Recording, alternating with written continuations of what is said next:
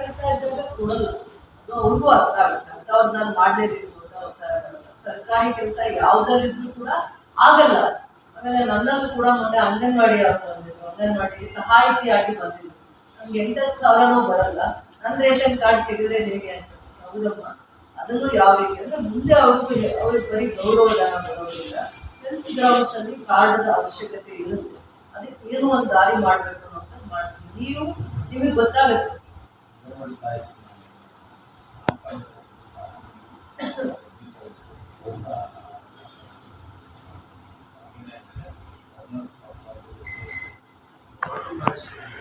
Last week ಅಲ್ಲಿ ನಮ್ಗೆ ತಾಲೂಕು ಆಫೀಸಲ್ಲೇ ಬಂದಿತ್ತು.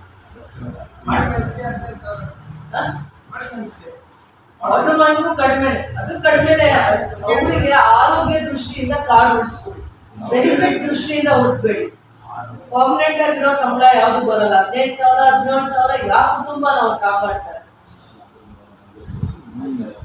ಆಮೇಲೆ ಇನ್ನೂ ಒಂದು ನಾವು ಏನ್ ಪ್ರಯತ್ನ ಮಾಡ್ತಾ ಇದೀವಿ, ರೇಷನ್ ಕಾರ್ಡ್ಗೆ 1,20,000 ಆದಾಯ ಮಿತಿ ಮಾಡಿದಾರಲ್ಲ, 1,20,000 ಆದಾಯ ಮಿತಿಯಲ್ಲಿ ಆಗಲ್ಲ, ಇವತ್ತಿಗಾಗಲ್ಲ. 10 ವರ್ಷ ಹಿಂದೆ ಆಯ್ತು ಒಪ್ಕೊಳ್ಳೋಣ. ಇವತ್ತು ಕಾಲಕ್ಕೆ 2.5 ಅಥವಾ 3 ಲಕ್ಷದ್ದು ಆದಾಯ ಮಿತಿ ಇರಬೇಕು. ಅದಕ್ಕೆ ಸ್ವಲ್ಪ ಅನುಭವ ಇರೋದ್ರಿಂದ ಮಹಿಳೆಗಳು ನಾವು ಅದೊಂದು ಆದಾಯ ಮಿತಿ ಹೇಗೆ ಅದನ್ನ ಚರ್ಚೆ ಮಾಡ್ಬೇಕು ಅಂತ, ಪೆನ್ಷನ್ ಯಾವ ರೀತಿ ಚರ್ಚೆ ಮಾಡ್ಬೇಕು, ರೇಷನ್ ಕಾರ್ಡ್ ಯಾವ ರೀತಿ ಚರ್ಚೆ ಮಾಡ್ಬೇಕು ಅನ್ನುವಂತ ಮನವಿಯನ್ನು ಆಲ್ರೆಡಿ ಕೊಟ್ಟಿರೋದ್ರಿಂದ ನೀವು ಯಾರಿಗೆ ಅರ್ಹರು ಇರ್ತಾರೆ, ಇವಾಗ ನಿಮ್ಗೆ ಗೊತ್ತಾಗಿರುತ್ತೆ. ಸರ್ಕಾರಿ ಕೆಲಸ ಇದ್ರೆ ಬೇಡ, ಒಂದು ಕುಟುಂಬಕ್ಕೆ ಪ್ರತಿ ತಿಂಗಳು 25,000 ಇಂದ 50,000 ಆದಾಯ ಇದ್ರೆ ಅದು ಬೇಡ. ಆ ಕುಟುಂಬ ಅವ್ರ ಜೊತೆಯಲ್ಲೇ ಇದ್ರೆ, ಒಟ್ಟು ಕುಟುಂಬದಲ್ಲಿದ್ರೆ, ಮಗ ಸಂಬಳ ತಗೊಂಡು ತಾನೆಲ್ಲೋ ಇದ್ರು ವಯಸ್ಸಾಗಿರೋರ್ನ ಬಿಟ್ಬಿಟ್ಟಿದ್ರೆ ಅವ್ರಿಗೆ ರೇಷನ್ನು ಸಿಗ್ಬೇಕು, ಪೆನ್ಷನ್ನು ಸಿಗ್ಬೇಕು. ಅದಾದ್ಮೇಲೆ ಹೆಲ್ತ್ ಗ್ರೌಂಡ್ಸ್ ಅಲ್ಲಿ ಅವ್ರಿಗೆಲ್ಲ ಬೆನಿಫಿಟ್ ಸಿಗ್ಬೇಕು. ನೀವು ಮಾನ್ಯತೆಯಿಂದ ಕೆಲಸ ಮಾಡ್ತೀನಿ ಅಂದ್ರೆ ನೀವು ಲಿಸ್ಟ್ ತಗೋಬೇಕು. ಕಡೆಯಿಂದ ಮಾಡಲ್ಲ ಅಂದ್ರೆ ನಾನು ಡಿಪಾರ್ಟ್ಮೆಂಟ್ ಇಂದ ಮಾಡಿಸ್ತೇನೆ. ನಾನು ನಿಮ್ಮನ್ನು ಒತ್ತಾಯ ಮಾಡ್ತಾ ಇಲ್ಲ. ಯಾಕಂದ್ರೆ ಸದಾ ಕಾಲ ನಿಮ್ಮ ರೇಷನ್ ನ್ಯಾಯಬೆಲೆ ಅಂಗಡಿ ವ್ಯಾಪ್ತಿಗೆ ಯಾರ್ಯಾರು ಕಾರ್ಡ್ ಡಿಲೀಟ್ ಆಗಿದೆ ಅನ್ನೋಂಥ ಸತ್ಯ ನಿಮ್ಗೆ ಗೊತ್ತಿರುತ್ತೆ. ಆದ್ರೆ ನಾವು ಮಾನ್ಯತೆಯಿಂದ ಕೆಲಸ ಮಾಡ್ಬೇಕು. ನೀವು ಓಡಾಡಿ ಅಂದ್ರೆ ಓಡಾಡ್ತಾರೆ, ಅದೇ ಕೆಲಸ ಆಗಲ್ಲ. ಆದ್ರೆ ಒಂದು ತಿಂಗಳಿಗೊಂದ್ಸತಿ ನಿಮ್ ನ್ಯಾಯಬೆಲೆ ಅಂಗಡಿ ಬಂದೇ ಬರ್ತಾರೆ. ಕಷ್ಟ ಇರೋರು ಬಂದೇ ಬರ್ತಾರೆ, ರೇಷನ್ ತಗೋಬೇಕು ಅನ್ನೋರು ಬಂದೇ ಬರ್ತಾರೆ. ಅವ್ರಿಗೆ ಇದೆಲ್ಲ ಮಾಹಿತಿ ಕೊಟ್ಬಿಟ್ಟು ಹೋಗಿ, ಏನ್ ಇನ್ಕಮ್ ಸರ್ಟಿಫಿಕೇಟ್ ಇದ್ರೆ ಕೊಡಿ, ರೇಷನ್ ಕಾರ್ಡ್ ಏನ್ ಮಾಹಿತಿ ಇದ್ರೆ ಕೊಡಿ ಅಂತ ಹೇಳಿದ್ರೆ ನೀಟಾಗಿ ಬೇರೆ ಟೈಮ್ ಹೇಳಿದ್ರೆ ಅವಾಗ ಬರ್ತಾರೆ. 10 ಬೆನಿಫಿಷರೀಸ್ಗಿಂತ ಜಾಸ್ತಿ ಇದ್ರೆ ಸಸ್ಪೆಕ್ಟೆಡ್ ಬೆನಿಫಿಷರೀಸ್, ಟೆಕ್ನಿಕಲಿ ನಮ್ಮಲ್ಲಿ ಯಾರು ನಿಮ್ಗೆ ಸಪೋರ್ಟಿವ್ ಆಗಿ ಆ ಕೆಲಸ ಮಾಡ್ಬೇಕು ಅಂತ ಒಬ್ಬರನ್ನ ನಿಮ್ಗೆ ಇದು ಮಾಡ್ತಾರೆ. ಇಡೀ ಜಿಲ್ಲೆಯಿಂದ ಒಂದು ಸ್ಟಾಫ್ ನ 3 ದಿನ ನಮ್ KGF ತಾಲೂಕು ಹೋಮ್ವರ್ಕ್ ಮಾಡ್ತಾರೆ. 2 ದಿನ ಟೌನ್ ಅಲ್ಲಿ ಮಾಡಿ, 2 ದಿನ ವಿಲೇಜ್ ಅಲ್ಲಿ ಮಾಡ್ಬೇಕು ನಿಮ್ ಸ್ಟಾಫ್. ಅದನ್ನ ನೀವು ಕೋಆರ್ಡಿನೇಟ್ ಮಾಡ್ತಾರೆ. ನಿಮ್ಗೆ ಇಷ್ಟು ಕೊಡ್ತೀವಿ. ನೀವು ನ್ಯಾಯಬೆಲೆ ಅಂಗಡಿ ವ್ಯಾಪ್ತಿಗೆ ಎಷ್ಟು 96 ಇದೆ ಗ್ರಾಮೀಣ ಮತ್ತೆ ನಗರ ಭಾಗದಲ್ಲಿ. ಪ್ರತಿಯೊಂದು ನ್ಯಾಯಬೆಲೆ ಅಂಗಡಿ ವ್ಯಾಪ್ತಿಗೆ ಯಾರ್ಯಾರ್ದು BPL APL ಆಗಿ ಕನ್ವರ್ಟ್ ಆಗಿದೆ ಅಂತಾನು ನಿಮಗೆ ಮಾಹಿತಿ ಕೊಡ್ತೀವಿ. ಮತ್ತೆ ನಿಮ್ಗೆ ನಂಬರ್ಸ್ ಕೂಡ ಇರುತ್ತೆ. 5 ಜನದ 10 ಜನದ್ದು ನಂಬರ್ನ ತಗೊಂಡು ಮಾತಾಡೋದಕ್ಕೆ ನಿಮ್ಗೆ ಖಂಡಿತ ಕಷ್ಟ ಆಗಲ್ಲ. ಅದನ್ನ ಮೀರಿ ನಾವು ಮಾನವೀಯತೆಯಿಂದ ಕೆಲಸ ಮಾಡ್ಬೇಕಾಗುತ್ತೆ. ಬಾಳೆ ಜನ ಒಂದೇ ಸತಿ ಪ್ರತಿದಿನ 100 ಜನ 200 ಜನ 300 ಜನ ತಾಲೂಕು ಆಫೀಸಲ್ಲಿ ಓಡಾಡ್ತಾ ಇದ್ರೆ ಎಲ್ಲರಿಗೂ ಅದೇ ಉತ್ತರ ಕೊಡಲ್ಲ. ಅವರು ಕೂಗಾಡ್ತಾರೆ. ಯಾರು ವಿನೋದ್ ಅಂತಿದ್ದಾರೆ, ಅವನ ಮೇಲೆ ತುಂಬಾ ಕಂಪ್ಲೇಂಟ್. ಅವ್ರದ್ದು ಒಂದು ಲಿಮಿಟ್ ಇರುತ್ತೆ, ರೆಸ್ಪಾನ್ಸಿಬಿಲಿಟೀಸ್ ಅಂತ ಒಂದು ಲಿಮಿಟ್ ಇರುತ್ತೆ. ಅವ್ನು ನೋಡ್ತಾ ಅವ್ನ ಬಿಹೇವಿಯರ್ ಹೆಂಗಾಗಿದೆ, ಯಾರ ವಯಸ್ಸಾದ್ರು ಅವ್ರನ್ನ ಗದರ್ ಶುರು ಮಾಡ್ತಾರೆ. ಹೆಂಗಂದ್ರೆ ಅವ್ನು ಮಾಡೋದೆಲ್ಲ ಸರಿ ಅಂತ ನಾನು ಹೇಳ್ತಾ ಇಲ್ಲ. ಏನಾಗುತ್ತೆ, ಅವ್ನ ವ್ಯಾಪ್ತಿಗೆ ಕೆಲವೊಂದು ಕೆಲಸ ಬರೋದಲ್ಲ, ಅದನ್ನ ಅವ್ನು ಏನ್ ಮಾಡ್ತಾ ಇದ್ದಾನೆ, ಬೇರೆ ರೀತಿ ಆ ಕೋಪ ತೋರ್ಸಕ್ ಹೋಗ್ತಾ ಇದ್ದಾನೆ. ತಾಳ್ಮೆಯಿಂದ ನಡ್ಕೋತಾ ಇದ್ದಾರೆ. ಅದು ನನಗೆ ಕಷ್ಟ ಆಗುತ್ತೆ. 5 ಜನ 100 ಜನನ್ನ ಅಥವಾ 1000 ಜನನ್ನ ಹ್ಯಾಂಡಲ್ ಮಾಡಬೇಕು. ಒಂದು ನ್ಯಾಯಬೆಲೆ ಅಂಗಡಿ 10 ಜನ 20 ಜನ ನಾವು ಹೇಗಾದ್ರೂ ಮಾಡಿ ಈ ಸಮಸ್ಯೆಗಳಿಗೆ ಬಗೆಹರಿಸಿದ್ರೆ ದಾರಿ ಹುಡುಕಿದ್ವಿ. ಅವ್ರು ಹೇಳೋ ಕಂಡೀಷನ್ಸ್ ನಾವು ಫಾಲೋ ಮಾಡ್ತಾ ಇದ್ವಿ. ಅವಾಗ BPL ಹೇಗೆ ಉಳ್ಕೊಳ್ಳುತ್ತೆ, 2.5 ಲಕ್ಷ ಆದಾಯ ಮಿತಿ ಮಾಡಿದಾಗ BPL ಉಳ್ಕೊಳ್ಳುತ್ತಲ್ಲ. ಪ್ರತಿಯೊಂದು ಮನೆಗೂ ಯಾರು ಪ್ರೈವೇಟ್ ಕೆಲ್ಸಕ್ಕೆ ಹೋದ್ರು ಅವ್ರ ಮನೆಗೆ BPL ಉಳ್ಕೊಳ್ಳುತ್ತೆ. ಉಳ್ಕೊಳ್ಳೋದಕ್ಕೆ ಒಂದು ಐಡಿಯಾ ಹೇಳಿ, ಯಾರಾದ್ರೂ ಏನೇ ಕೆಲಸ ಮಾಡಲಿ, ಪೇಂಟರ್ ಕೆಲಸ ಮಾಡಲಿ, ಇನ್ನೊಂದು ಕಾರ್ಪೆಂಟರ್ ಕೆಲಸ ಮಾಡಲಿ, ಪ್ರೈವೇಟ್ ಕಂಪ್ನಿಯಲ್ಲಿ ಯಾವ್ದಾದ್ರು ಒಂದು ಅಕೌಂಟ್ ದುಡ್ಡು ಬರುತ್ತೆ, ಆ ದುಡ್ಡು ಬರೋರ ಹೆಸರು ಮಾತ್ರ ಡಿಲೀಟ್ ಮಾಡಿ ಸಪ್ರೇಟ್ ಮಾಡಿ ಮತ್ತೆ ಅದು ಹೆಲ್ತ್ ಗ್ರೌಂಡ್ಸ್ ಸೇರ್ಸೋದಕ್ಕೂ ಅವಕಾಶ ಇದೆ. ಒಂದು ಹೆಸರನ್ನ ಡಿಲೀಟ್ ಮಾಡಿ. ಮಿಕ್ಕಿದ ಎಲ್ಲ ಕುಟುಂಬದವರು ಯಾರಿಗೆ ಆದಾಯ ಇಲ್ಲ, ದುಡಿಯಲ್ಲ, ಅವ್ರನ್ನ ಮತ್ತೆ ರೇಷನ್ ಕಾರ್ಡ್ ಅಲ್ಲೇ ಇರಲಿ. ಒಬ್ಬರು ಮಾತ್ರ ಸಂಬಳ ತಗೊಳ್ಳೋಂಥವ್ರು, ಆಧಾರ್ ಲಿಂಕ್ ಕೊಟ್ಟು ಅವ್ರ ಅಕೌಂಟ್ಗೆ ಪ್ರತಿ ತಿಂಗಳು 10,000 20,000 ಏನೋ ಒಂದು ಆದಾಯ ಬರುವಂತವನ್ನ BPL ಅಲ್ಲಿ ಬೇಡ ಅಂತಾನೆ ತೋರಿಸಿದ್ರು.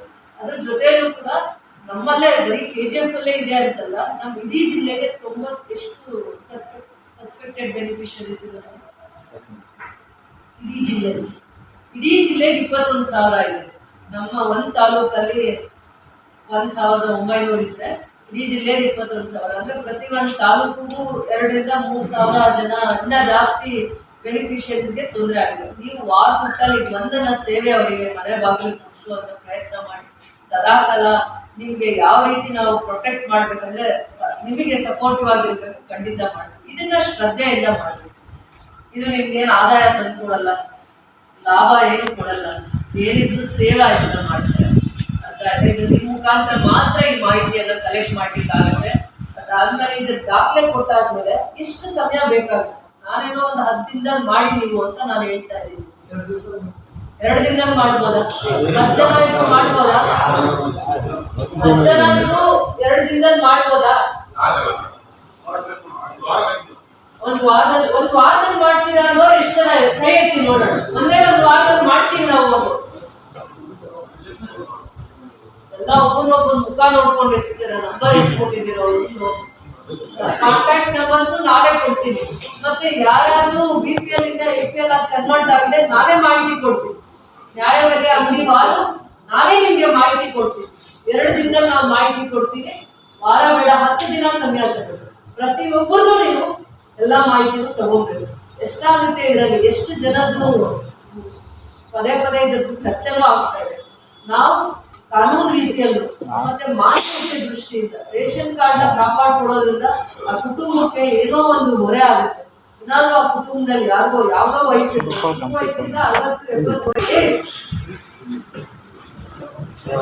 ನಿಮ್ಗೆ ಬೇರೆ ಏನಾದ್ರೂ ಡೌಟ್ ಅನಿಸ್ತಾ ಇದೆಯಾ? ಅವ್ರ ಹತ್ರ ಏನ್ ಆದಾಯ ಮಿತಿ ಇದ್ರೆ, ಇನ್ಕಮ್ ಹಳೇದ್ ಏನಿದ್ರೆ 5 ವರ್ಷದಿಂದ 3 ವರ್ಷದಿಂದ ಅದೇ ತಗೊಳ್ಳಿ, ಇದನ್ನೇ ತಗೊಳ್ಳಿ, ಅದ್ರ ಡೀಟೇಲ್ಸ್ ತಗೊಳ್ಳಿ. ಈಗ ಹೊಸದ್ ಮಾಡಿಸಿ ಅಂತ ನಾವು ಓಡಾಡ್ಸಕ್ ಹೋಗ್ಬೋದು. ಹಳೇದ್ ಏನಿದ್ರೆ ಅದೇ ಸಾಕು. ಹಿಂದೆ ದಾಖಲೆ ಏನ್ ಕೊಟ್ಟಿದ್ರೆ ಅದೊಂದು ಕಾಪಿ ಅಷ್ಟೇ ನಮಗ್ ಬೇಕು. ಹೊಸದ್ ನೀವು ಏನು ಇನ್ಸಿಸ್ಟ್ ಮಾಡಬಾರ್ದು. ಏನ್ ದಾಖಲೆ ಇರೋದನ್ನ ಡಿಲೀಟ್ ಮಾಡೋದಕ್ಕೆ ಒಂದು ಪ್ರೊಸೀಜರ್ ಹೇಳ್ತೀವಿ. ಅದೇನು ಯಾರಿಗೆ ಸಂಬಳ ಬರ್ತಾ ಇದೆ, ಎಷ್ಟೇ ಸಂಬಳ ಬರ್ಲಿ ಅಮ್ಮ, 10,000 ಮೇಲೆ 15,000 ಮೇಲೆ ಅವ್ರೊಬ್ಬರದು ಕಾರ್ಡ್ ಅಲ್ಲಿ ಆಚೆ ಇಡು, ಮಿಕ್ಕಿದ್ದು ನಿಮ್ಗೆ ರೇಷನ್ ಬೆನಿಫಿಟ್ಸ್ ಬರುತ್ತೆ. ಮತ್ತೆ ಏನಾದ್ರು ಒಂದು ದೂರದೃಷ್ಟಿಯಿಂದ ಹೇಳಿ, ರೇಷನ್ ಕಾರ್ಡ್ ಏನೇನಕ್ಕೆ ಅನುಕೂಲ ಆಗುತ್ತೆ ಅನ್ನುವಂಥದ್ದನ್ನು ಹೇಳಿ ಕರ್ಸ್ಕೊಂಡು ನಿಮ್ಮ ಆಗತ್ತಾ? ಇಷ್ಟು ಮಾತ್ರ ಹೋಮ್ವರ್ಕ್ ಮಾಡಕ್ ಆಗತ್ತಾ? ಇಷ್ಟು ಮೆತ್ತಿಗೆ ಹೇಳ್ತಾ ಇದೀರಾ ಗೊತ್ತಾ? ಅವ್ರ ಹತ್ರ ಏನೇನ್ ದಾಖಲೆ ತಗೋಬೇಕು ಅಂತ ನಿಮ್ಗೆ ಹೇಳಿ. ಎಲ್ಲಮ್ಮ ಅವ್ರು ಅವತ್ತು ಒಂದು ಡೀಟೇಲ್ಸ್ ಹೇಳಿದ್ರು. ಸ್ಥಿತಿಗತಿ ಏನಂತ ಚೆನ್ನಾಗಿ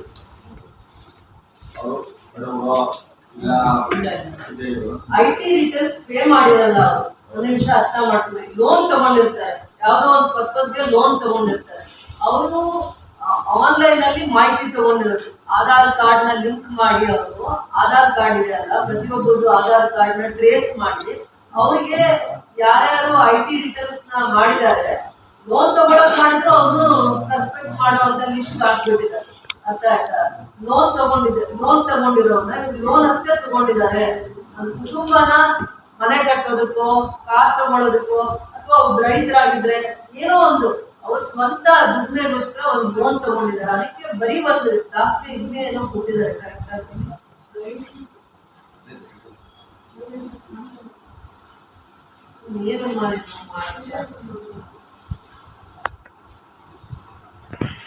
ಎಕರೆವರೆಗೂ ತೊಂದರೆ ಇಲ್ಲ, ಜಮೀನ್ ಇರ್ಬೋದು. 5 ಎಕರೆವರೆಗೂ ಜಮೀನ್ ಇದ್ರೆ ಅವ್ರನ್ನ BPL ಇಂದ ಕನ್ವರ್ಟ್ ಮಾಡೋದಿಲ್ಲ. ರೈಲ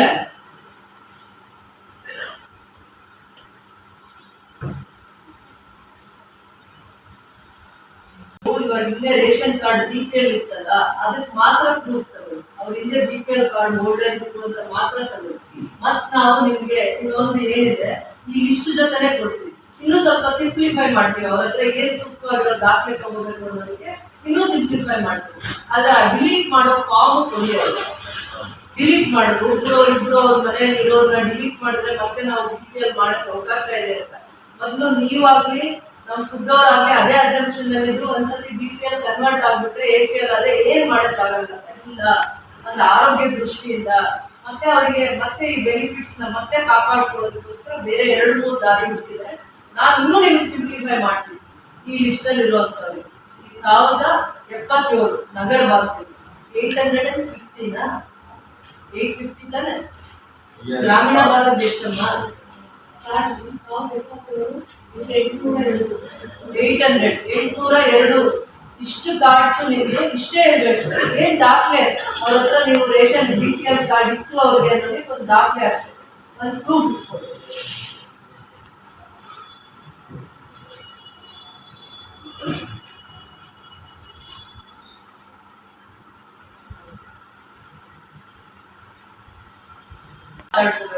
ಇಲಾಖೆಯಲ್ಲಿ ಒಂದು ಯಾವ ರೀತಿ ಆಗ್ಬೇಕು ನೀವು ಸ್ಪಂದಿಸ್ಬೇಕು. ಯಾರೇ ಒಬ್ರು ತಾಲೂಕು ಆಫೀಸ್ ಇದೆ ಇಲ್ಲಿ ಫುಡ್ ಆಫೀಸ್ ಇದೆ ಅಂತ ಹುಡ್ಕೊಂಡು ಬರ್ಬಾರ್ದು. ನೀವು ಮಾಡಿ ಡಿಲೀಟ್ ಮಾಡೋದಕ್ಕೆ ಫಾರ್ಮ್ ಏನಾದ್ರು ಇದ್ರೆ ನಿಮ್ಮ ಆಫೀಸ್ಗೆ ಮುಟ್ಟಿಸ್ತೀವಿ. ಡಿಲೀಟ್ ಫಾರ್ಮ್ಸ್ ನಿಮ್ಮ ಆಫೀಸಿಗೆ ಮುಗಿಸ್ತೀವಿ. ಅದ್ರಲ್ಲಿ ಏನ್ ಪ್ರೊಸೀಜರ್ಸ್ ಮಾಡ್ಬೇಕು ಅಂತಂದ್ಬಿಟ್ಟು ಇವ್ರಿಗೆ 2 ದಿನ ಒಂದು ಹೋಮ್ವರ್ಕ್ ಆಗ್ತೀವಿ. ಅದನ್ನ ನೀವೀಗ ನಿಮ್ ಫುಡ್ ಡಿಪಾರ್ಟ್ಮೆಂಟ್ ಅವ್ರ ಕೋಆರ್ಡಿನೇಷನ್ ಅಲ್ಲಿ ನಾವು ಪ್ರೊಸೀಜರ್ ಏನಕ್ಕೆ ಸಿಂಪ್ಲಿಫೈ ಮಾಡ್ತಾ ಇದೀವಿ ಅಂದ್ರೆ ಇವಾಗ ನಿಮ್ಗೆ BPL ಕಾರ್ಡ್ಗೆ ಇನ್ಕಮ್ 1,20,000 ಇರೋಲ್ಲ, ಜಾಸ್ತಿ ಆಗುತ್ತೆ. ಅದರಲ್ಲಿ 80-90% ಸಸ್ಟೈನ್ ಆಗ್ತಾರೆ, ಸೇಫ್ ಗಾರ್ಡ್ ಆಗ್ತಾರೆ. ಸೊ ಆ ಪ್ರೋಸೆಸ್ ಅಲ್ಲಿ FD ಅಲ್ಲಿ ನಾವು ಪ್ರಯತ್ನ ಮಾಡಾದ್ರೆ ಆಗ್ಲಿ ಅಧಿಕೃತವಾಗಿ. ಅಷ್ಟರಲ್ಲಿ ನೀವೇನು ಲಿಸ್ಟ್ ನ ಸೆಲೆಕ್ಟ್ ಮಾಡ್ಕೋಬೇಕಂದ್ರೆ ಯಾರ್ಯಾರು ನಿಮ್ಮ ನ್ಯಾಯಬೆಲೆ ವ್ಯಾಪ್ತಿಗೆ ಬರುವಂತ ಬೆನಿಫಿಷಿಯರೀಸ್ ಇರ್ತಾರೆ ಅವ್ರಿಗೆ ಏನೇನು ಮಾಹಿತಿ ತೆಗೆದಿಟ್ಕೋಬೇಕು. ಇಲಾಖೆಯವ್ರು ಹೇಳೋವಂಥದ್ದು ಮಾಹಿತಿ ಹಿಂದೆ ಅವ್ರ BPL ಕಾರ್ಡ್ ಇತ್ತು ಅದಕ್ಕೆ ಏನ್ ದಾಖಲೆ ಬೇಕು, ಮುಂದೆ ಇನ್ನೇನ್ ದಾಖಲೆ ಬೇಕು ಸರಿಪಡಿಸ್ಕೊಳ್ಳೋದಕ್ಕೆ ಅದನ್ನ ನೀವು ಇಲಾಖೆ ಹಂತದಲ್ಲಿ ಕೋಆರ್ಡಿನೇಟ್ ಮಾಡ್ಕೋಬೇಕು. ನೀವು ನಿಮ್ಮ ಹಂತದಲ್ಲಿ ಅವನ್ನೆಲ್ಲಾನು ಕರ್ಸ್ಕೊಂಡು ಒಬ್ಬರು ಕೂಡ ತಾಲೂಕು ಆಫೀಸಲ್ಲಿ ರೇಷನ್ ಕಾರ್ಡ್ ಈಗ ಆಗಿದೆ ಅನ್ಕೊಂಡು ಓಡಾಡಿ ಅದು ನಿಮ್ ಜವಾಬ್ದಾರಿ, ನಿಮ್ದೇ ಜವಾಬ್ದಾರಿ. ನೀವೇ ಅವ್ರನ್ನ ಗೌರವವಾಗಿ ಮಾತಾಡಿಸಿ ಕರೀರಿ. ಬೆಳಗ್ಗೆ ಇದ್ರೆ ಬಂದ್ಬಿಡ್ತೀರಾ. ಅವ್ರ ರೇಷನ್ ಎಷ್ಟು ಅದಕ್ಕೆ ಇಂಪಾರ್ಟೆನ್ಸ್ ಇದೆ ಅಂತ ನೀವು ಬೆಲೆ ಕೊಡಿ. ನಿಮ್ಮ ಹಂತದಲ್ಲಿ ಬಗೆಹರಿಯಕ್ಕೆ ಆಗದೆ ಇದ್ರೆ ನನ್ವರೆಗೂ ತಗೊಂಡ್ಬಂದು, ನಿಮ್ಮ ಹಂತದಲ್ಲಿ ಇದು ಬಗೆಹರಿಯಲ್ಲ ಅನ್ಸುತ್ತಲ್ಲ ಅದನ್ನ ನನ್ವರೆಗೂ ತಗೊಂಡು ನಾನ್ ಜವಾಬ್ದಾರಿ ತಗೋತೀನಿ. ಮತ್ತೆ ಇದು ಅವಕಾಶ ಇದೆ ಅಂತ ಹೇಳಿದ್ದಾರೆ. ಯಾರೋ ಲೋನ್ಗೋಸ್ಕರ ಅವ್ನು ಯಾರಾದ್ರೂ IT ರಿಟರ್ನ್ ಮಾಡಿದ್ರೆ ಅವ್ನು ಜೀವನ ಮಾಡ್ಕೊಳ್ಳೋದಕ್ಕೆ ಅವ್ನು ಸ್ವಂತ ದುಡಿಮೆಗೋಸ್ಕರ ಮಾಡ್ಕೊಂಡು ಅವರು ಬೆನಿಫಿಟ್ಸ್ ತೆಗೆದಾಕಿದ್ರೆ ಕಷ್ಟ ಆಗುತ್ತೆ ಆ ಕುಟುಂಬಕ್ಕೆ. ಅರ್ಥ ಮಾಡ್ಕೊಳ್ಳಿ. ಕಾರ್ ತಗೊಂಡಿರ್ತಾನೆ, ಲೋನ್ ಕಟ್ಟಕ್ಕೆ ದುಡ್ಡಿರಲ್ಲ. ಆ ಲೋನ್ ಕಟ್ಟಕ್ಕೆ ಒಂದೊಂದು ತಿಂಗಳು ಅವನ ಹತ್ರ ದುಡ್ಡಿರಲ್ಲ. ಕುಟುಂಬಕ್ಕೆ ಬರೋ ಆದಾಯನ ಮತ್ತೆಲ್ಲ ಕಳ್ಕೊಂಡು ಏನೋ ಉದ್ಧಾರ ಆಗಕ್ಕಾಗುತ್ತೆ. ಅರ್ಥ ಮಾಡ್ಕೊ. 100 ಇತರದ ಸಮಸ್ಯೆ ಇದೆ. ರೇಷನ್ ಕಾರ್ಡ್ ಕ್ಯಾನ್ಸಲ್ ಆಗಿ ಈ ತರದ್ದೇ 100 ಸಮಸ್ಯೆಗಳಿದೆ. ಅವ್ನು ಲೋನೇ ಕಟ್ಟೋದ್ ಗತಿ ಇಲ್ಲದೆ ಇರೋನು ಕುಟುಂಬನ ಹೆಂಗ್ ಪೋಷಣೆ ಮಾಡ್ತಾನೆ, ಮನೆಯಲ್ಲಿ ಇನ್ನೇನಾದ್ರೂ ಅನಾರೋಗ್ಯ ಬಂದ್ರೆ ಹೇಗೆ ಅವನ್ನೆಲ್ಲ ಕಾಪಾಡ್ತಾನೆ. ಒಬ್ರು ನಿಮ್ ವ್ಯಾಪ್ತಿಗೆ ಬರೋವಂಥವ್ರು ಒಂದು ಕಂಪ್ಲೇಂಟ್ ನಮ್ವರೆಗೂ ಬರ್ಕೊಂಡು ತಾಲೂಕು ಆಫೀಸ್ವರೆಗೂ ಬರ್ಕೊಂಡು ಏನೇ ಸಪೋರ್ಟ್ ಇದ್ರು ಫುಡ್ ಆಫೀಸ್ಗೆ ಹೇಳ್ತೀನಿ. ನಿಮ್ಮ ನ್ಯಾಯಬೆಲೆ ಆಗಲಿ ವ್ಯಾಪ್ತಿಗೆ ಬರ್ತಾರವರು ಮಾಹಿತಿ ಕೊಡ್ತಾರೆ. ಅದಕ್ಕೆ ಸಂಬಂಧಪಟ್ಟಿರುವಂತ ಸಿಂಪ್ಲಿಫೈ ಮಾಡಿದ್ದಾರೆ. ತುಂಬಾ ಸಿಂಪ್ಲಿಫೈ ಮಾಡಿ ಅಂತ ಅವ್ರಿಗೂ ಹೋಮ್ವರ್ಕ್ ಕೊಟ್ಟಿದ್ದೀವಿ. ನೀವು ಅವ್ರಿಗೆ ಇಂಥ ದಾಖಲೆ ಮಾಡಿ ಅಲ್ಲೋಗಿ ಇಲ್ಲೋಗಿ ಹೊಸ ಇನ್ಕಮ್ ಸರ್ಟಿಫಿಕೇಟ್ ಮಾಡಿ ಅವ್ರನ್ನ ತಿರುಗಾಡಿಸುವಂತ ಒಂದು ಒತ್ತಡ ಮಾಡ್ಕೊಡ್ದು ಅಂತ ಅವರೇ ನಿಮ್ಗೆ ಒಂದು ಡೈರೆಕ್ಷನ್ಸ್ ಕಳಿಸ್ತಾರೆ. ಆ ಸರ್ಕ್ಯುಲರ್ ನಿಮ್ಗೆಲ್ಲ ಫಾಲೋ ಮಾಡಿ ನಿಮ್ಗೆಲ್ಲ ಅದೇ ಮಾಹಿತಿ ಕೊಡ್ತೀವಿ. ಕ್ಲಿಯರ್ ಆಯ್ತಾ ನಿಮ್ಗೀಗ?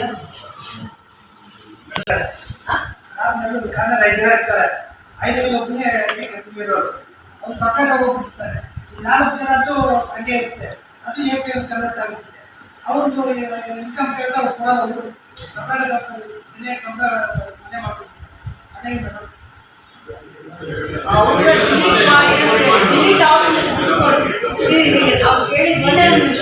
ನಾಲ್ಕು ಜನದಲ್ಲಿ ಒಬ್ಬರಿಗೆ ಮಾತ್ರ ಇನ್ಕಮ್ ಇರುತ್ತೆ. ಅವ್ನು ಸಪ್ರೇಟ್ ಹೊಟ್ಟೋಗಿರ್ತಾನೆ. ಅವ್ನ ಇನ್ಕಮ್ ಬೇಡ ಅವನ್ನ ಡಿಲೀಟ್ ಮಾಡಿ ಅಂತಾನೆ ಅವ್ರಿಗೆ ಕನ್ವಿನ್ಸ್ ಮಾಡಿ.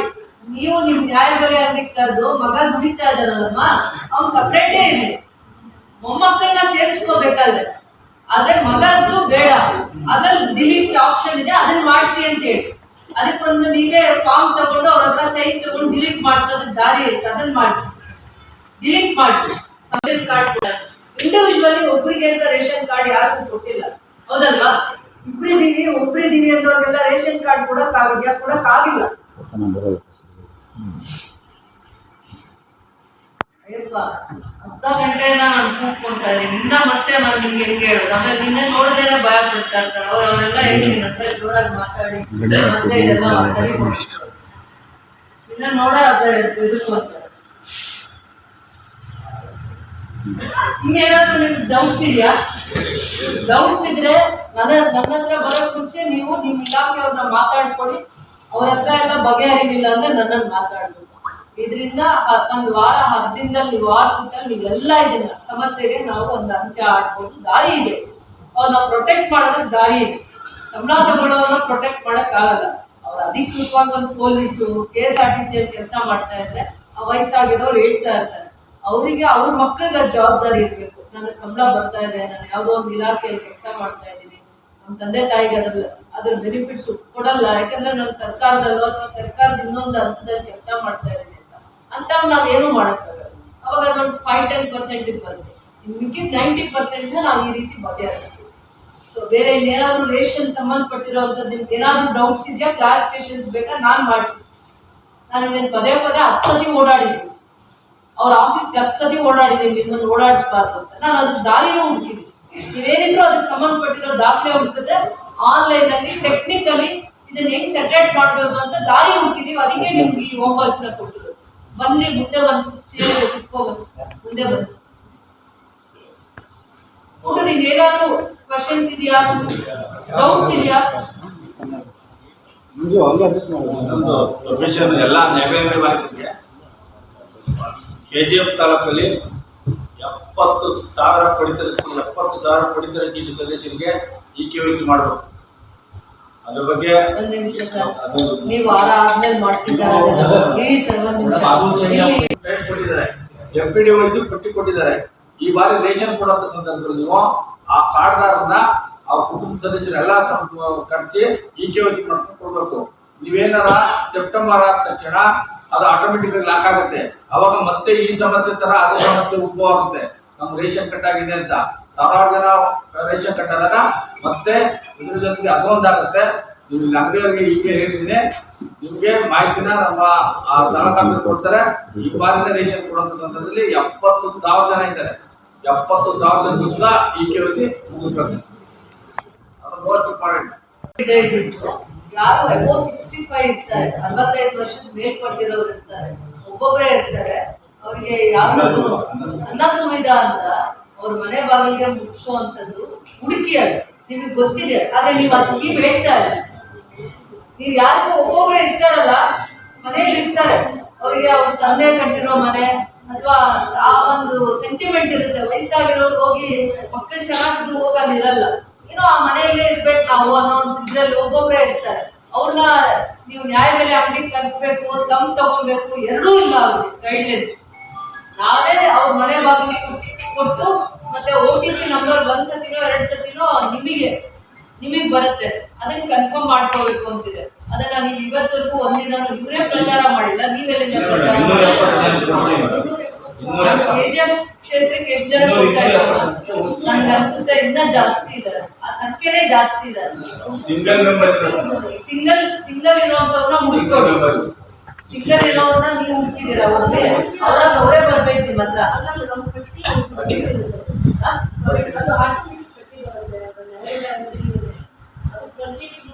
ನಿಮ್ಮಲ್ಲಿ ಎಲ್ಲ ತಗೋತಾ ಇದಾರಪ್ಪ ನ್ಯಾಯಬೆಲೆ ಅಂಗಡಿಯಲ್ಲಿ. ಎಲ್ಲರೂ ಒಬ್ಬೊಬ್ಬರೇ ಇರುವಂತವ್ರು ಎಲ್ಲರೂ ತಗೋತಾ ಇದಾರ? ಇನ್ನೊಂದ್ಸತಿ ಹೇಳಿ. ಅವ್ರ ಮನೆಗೆ ಮುಗ್ತಾ ಇದೆಯಾ? ಆಯ್ತು, ಹಾಗಾದ್ರೆ ಫಸ್ಟ್ ಇದನ್ನ ಒಂದು ಏನು ಹೊಸ ಕಾನ್ಸೆಪ್ಟ್ ಇದೆ ಅನ್ನ ಸುವಿಧಾ ಅಂತ, ಅದನ್ನ ನೀವು ನ್ಯಾಯಬೆಲೆ ಅಂಗಡಿ ಅಂತ ಪೋಸ್ಟರ್ಸ್ ಏನಿದೆ ತುಂಬಾ ನೀಟಾಗಿ ಅವ್ರನ್ನ ಎಜುಕೇಟ್ ಮಾಡುತ್ತಾರ. ಇದು ಕೂಡ ಅಷ್ಟೇ, ಏನು BPL APL ಗೆ ಕನ್ವರ್ಟ್ ಆಗಿದೆ ಅದನ್ನ ಬಗೆಹರಿಸ್ಕೊಳ್ಳೋದಕ್ಕೆ ಇಂಥದ್ದು ಒಂದು ಗೈಡ್ ಲೈನ್ಸ್ ಫಾಲೋ ಮಾಡೋದಿದೆ ಅಂತ ನೋಟಿಸೇ ಹಾಕೊಂಡಿರ್ಬೇಕು. ನೋಟಿಸ್ ಹಾಕೊಂಡು ಅದಕ್ಕೆ ಹೆಲ್ಪ್ ಲೈನ್ ನಿಮ್ ಮುಖಾಂತರ ಬಗೆಹರಿಸ್ಕೊಳ್ಬೋದು ಅಂತ ಅಂದ್ಬಿಟ್ಟು ಒಂದು ನೀಟಾಗಿ ಮಾಹಿತಿ ಕೊಡಿ. ಆಯ್ತಾ? ಪ್ರತಿಯೊಬ್ಬರನ್ನು ಕೂತು ಕರೆದು ನೀವು ಅವ್ರ ಸಮಸ್ಯೆಗಳನ್ನ ಸ್ಪಂದಿಸೋದನ್ನ ಕೆಲಸ ಮಾಡಿ. ಇನ್ನೇನಾದ್ರೂ ಕ್ಲಾರಿಟಿ ಬೇಕಾ? ಡೌಟ್ಸ್ ಇದೆಯಾ? ಮಾಡ್ತೀರಾ ಇದನ್ನ ಶ್ರದ್ಧೆಯಿಂದ? 10 ದಿನದಲ್ಲಿ ಮಾಡ್ತೀರಾ? ಪೆನ್ಷನ್ಸ್ಗೆ ಬರೋಣ. ಲಾಗಿನ್ ಪವರ್ಸ್ ಲಾಗಿನ್ ಮಾಡಿ ಒಂದು ಹೋಮ್ವರ್ಕ್ ಮಾಡ್ತಾರೆ. ನಮ್ಮಲ್ಲಿ ಟೋಟಲ್ ಸಸ್ಪೆಕ್ಟೆಡ್ ಬೆನಿಫಿಷಿಯರೀಸ್ ಇರೋದು 14,136, ಆಲ್ಮೋಸ್ಟ್ 14,000 ಅವ್ರು ಹೇಳೋದು ಡೆತ್ ಕೇಸಸ್ ಅಲ್ಲೂ ಕೂಡ ಪೆನ್ಷನ್ ಡ್ರಾ ಮಾಡ್ತಾ ಇದ್ದಾರೆ. ಮತ್ತೆ ಈ 14,000 ನಿಮಗೆ ಪ್ರಿನ್ಸಿಪಲ್ ಸೆಕ್ರೆಟರಿ ಮನೋಜ್ ಕುಮಾರ್ ಮೀನಾ ಅವರು ಹೇಳೋದು 0 ಡಾಕ್ಯುಮೆಂಟ್ ಇದೆ. ಆಧಾರ್ ಕಾರ್ಡ್ ನಲ್ಲಿ ಏಜ್ ಕನ್ಫರ್ಮ್ ಆಗುತ್ತೆ.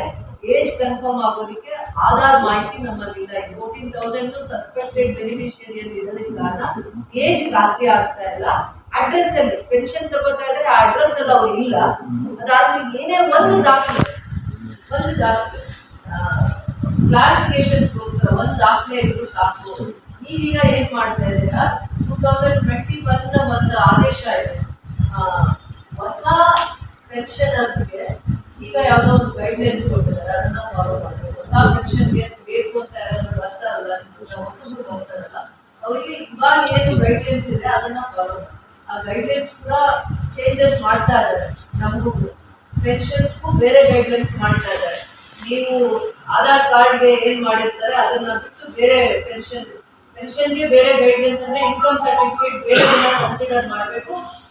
17,000 ಮಾನ್ಯತೆ ಇಲ್ಲ, 32,000 ಏನಿದೆ ಪೆನ್ಷನ್ಗೆ ಇನ್ಕಮ್ ಅದು ಸರ್ಟಿಫಿಕೇಟ್ ಬೇಡ. ಅದಕ್ಕಿಂತ ಜಾಸ್ತಿನೇ ತಗೋಬೇಕು ಅಂತ ಅಂದ್ಬಿಟ್ಟು ಒಂದು ಚರ್ಚೆ ಆಗ್ತಾ ಇದೆ. ಅದ್ರ ಮೀಟಿಂಗ್ಸ್ ಮಾಡಿದ್ದಾರೆ. ಯಾಕೆಂದ್ರೆ ಇದೆಲ್ಲ ಕ್ಲಾರಿಫಿಕೇಶನ್ಸ್ ಮಾಡ್ಕೊಳ್ಳೋದಕ್ಕೆ ಈ ಇಶ್ಯೂ ಬಂದಿರೋದು ಫಸ್ಟ್ ಅರ್ಥ ಮಾಡ್ಕೊಳ್ಳಿ. ಬೇಜಾರಲ್ಲೇ ಇದು ಸಮಸ್ಯೆ ಅಂತಲ್ಲ. ಉತ್ತರ ಕರ್ನಾಟಕದ ಕಡೆ ಅಂದ್ರೆ ಉತ್ತರ ಕರ್ನಾಟಕ ಅಂದ್ರೆ ಬೆಳಗಾವಿ, ದಾವಣಗೆರೆ, ಬೇರೆ ಪ್ಲೇಸಸ್ ಅಲ್ಲೆಲ್ಲ ಡೆತ್ ಕೇಸಸ್ ಅಲ್ಲಿ ತುಂಬಾ ಪೆನ್ಷನ್ಸ್ ಹೋಗ್ತಾ ಇದೆ. ಒಂದ್ ದಾಖಲೆನೂ ಇಲ್ಲ. ಆಮೇಲೆ 45 years 50 years ಎಲ್ಲ ಇತ್ತೀಚೆಗೆ ಎಲೆಕ್ಷನ್ಸ್ ಎಲ್ಲ ಆದಾಗ ಅವೆಲ್ಲ ಪೆನ್ಷನ್ಸ್ ತಗೊಂಡ್ರೆ ಯಾವುದೋ ರೀತಿ ಅವ್ರಿಗೆ ಮಾಹಿತಿ ಬಂದಿರೋದಿಲ್ಲ. ಅಧಿಕೃತವಾಗಿ ಪೆನ್ಷನ್ಸ್ ಮಾಡ್ಕೊಟ್ಬಿಟ್ಟಿರೋದ್ರಿಂದ ಅದಕ್ಕೆ ದಾಖಲೆ ಏನೋ ಎನ್ಕ್ಲೋಸ್ ಮಾಡದೆ ಪೆನ್ಷನ್ ಮಾಡ್ಕೊಟ್ಬಿಟ್ಟಿದ್ದಾರೆ. 45 years ಆಗಿರೋದ ಪೆನ್ಷನ್ ತಗೋತಾ ಇರ್ತಾರೆ, 50 years ತಗೋತಾ ಇರ್ತಾರೆ. ಏನೇ ಕಾರಣ ಇದೆ ಪೆನ್ಷನ್ ಮಾಡ್ಕೊಟ್ಟಿರೋದನ್ನ ಕಡಿವಾಣ ಹಾಕ್ಬೇಕು ಅಂತಂದ್ಬಿಟ್ಟು ನಿಲ್ಸಿರೋದು. ನ್ಯಾಯವಾಗಿರುವಂತವ್ರಿಗೆ ಸಿಗ್ಬೇಕಾಗಿರೋದನ್ನ ನಿಲ್ಲಿಸ್ಬೇಕು ಅನ್ನೋದು ಉದ್ದೇಶ ಅಲ್ಲ. ಪೆನ್ಷನ್ ನ ಹೋಲ್ಡ್ ಮಾಡಿದ್ರೆ 1 ತಿಂಗಳು 2 ತಿಂಗಳು ದಾಖಲೆ ತಗೊಂಡ್ ಬಂದು ನಮ್ಗೆ ಯಾಕೆ ಪೆನ್ಷನ್ ಬರ್ತಾ ಇಲ್ಲ ಅಂತ ಕ್ಲಾರಿಫಿಕೇಶನ್ಸ್ ತಗೊಂತಾರೆ, ದಾಖಲೆ ತರ್ತಾರೆ. ದಾಖಲೆ ತರೋರು ಆಧಾರ್ ಕಾರ್ಡ್ ತಗೊಂಡ್ಬಂದಾಗ ಏಜ್ ಮ್ಯಾಚ್ ಆಗುತ್ತೆ. ಆಮೇಲೆ ಯಾವ್ದೋ ಅಡ್ರೆಸ್ ಅಲ್ಲಿ ಇರ್ತಾರೆ, ಆ ಅಡ್ರೆಸ್ ಬರೀ ಅಡ್ರೆಸ್ಗೋಸ್ಕರ ರೇಷನ್ ಕಾರ್ಡ್ ಕೇಳ್ಬೋದು, ಅದು ಪ್ರೂಫ್ಗೋಸ್ಕರ ಅಲ್ಲ.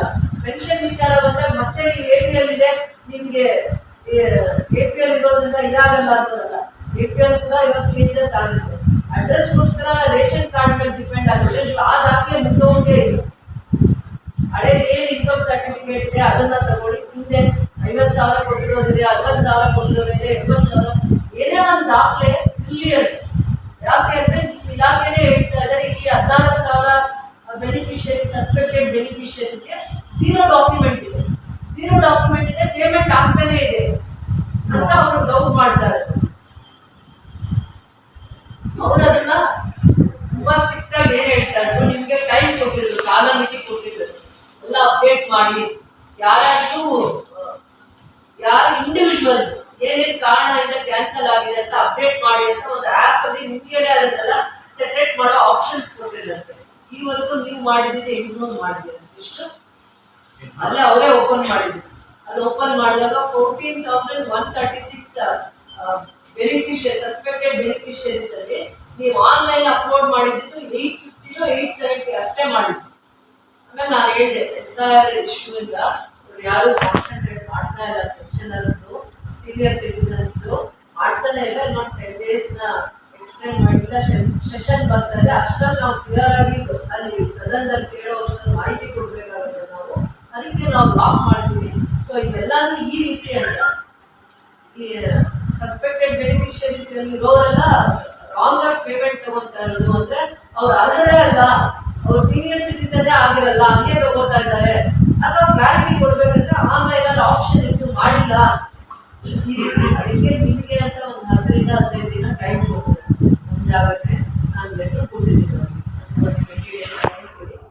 ನಾವು ವಿಲೇಜ್ ಸೈಡ್ ಅಲ್ಲಿರುವಂತ ರೆವಿನ್ಯೂ ಸೆಕ್ರೆಟರೀಸ್ನ ನಗರ ಭಾಗಕ್ಕೆ ಹಾಕ್ಕೊಂಡು 1 month 3 ವಾರ್ಡ್ಸ್ಗೆ 2 ವಾರ್ಡ್ಸ್ಗೆ ನಿಮ್ಗೆ ಹಾಕಿ ಒಂದು ಆ್ಯಪ್ ನಿಮ್ಮಲ್ಲಿ ಇರುತ್ತಲ್ಲ ಆ ಸಿಸ್ಟಮ್ನ ತಗೊಂಡು ಪ್ರತಿ 1 2-3 hours ಒಂದು ಜಾಗದಲ್ಲಿ ಸೇರಿ ನಿಮ್ಮ ನಿಮ್ಗೆಲ್ಲ ಸಪೋರ್ಟಿವ್ ಆಗಿ ಆ ಏರಿಯಾದಲ್ಲಿ ಕೌನ್ಸಿಲರ್ ಇರ್ತಾರೋ ಅಥವಾ ಇವಾಗ ಯಾರಲ್ಲಿ ಜವಾಬ್ದಾರಿ ಇರ್ತಾರೋ ಅವನ್ನೆಲ್ಲ ಕರೆಸಿ ಫಸ್ಟ್ ಸೀನಿಯರ್ ಸಿಟಿಸನ್ಸ್ ಒಂದು ಹೆಲ್ತ್ ಲೈನ್ ಸರ್ವಿಸ್ ತರ ಮಾಡಿ ಇದನ್ನ ಸೆಪರೇಟ್ ಮಾಡ್ತೀವಿ. ಬರೀ ದಾಖಲೆ ಅದಕ್ಕೆ ಸಂಬಂಧ ಹಿಂದೆ ಪೆನ್ಷನ್ ತಗೊಂತಾ ಇರೋದು ಅವ್ರ ಹತ್ರ ಇವತ್ತು ಎಕ್ಸಿಸ್ಟಿಂಗ್ ಆಗಿ ಏನ್ ಇನ್ಕಮ್ ಸರ್ಟಿಫಿಕೇಟ್ ಇದೆ ಅದನ್ನ ತಗೊಳ್ಳಿ, ಹಿಂದೆ ಪೆನ್ಷನ್ ಒಂದು ದಾಖಲೆ ತಗೊಳ್ಳಿ, ಮತ್ತೆ ಏಜ್ ಒಂದು ಕನ್ಫರ್ಮ್ ಮಾಡಿ. ಕ್ಲೀನಾಗಿ ಬೇಕಾದ್ರೆ ಏಜ್ ಕನ್ಫರ್ಮೇಶನ್ ಅಷ್ಟೇ.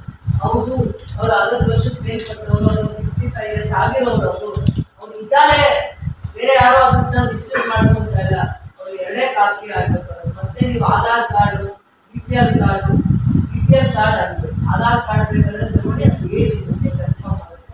ಮತ್ತೆ ಕಾರ್ಡ್ ಮುಖಕ್ಕೆ ಹೋಗುತ್ತೆ, ಅಡ್ರೆಸ್ಗೋಸ್ಕರ ಮಾತ್ರ ಬೇರೆ ಪ್ರೂಫ್.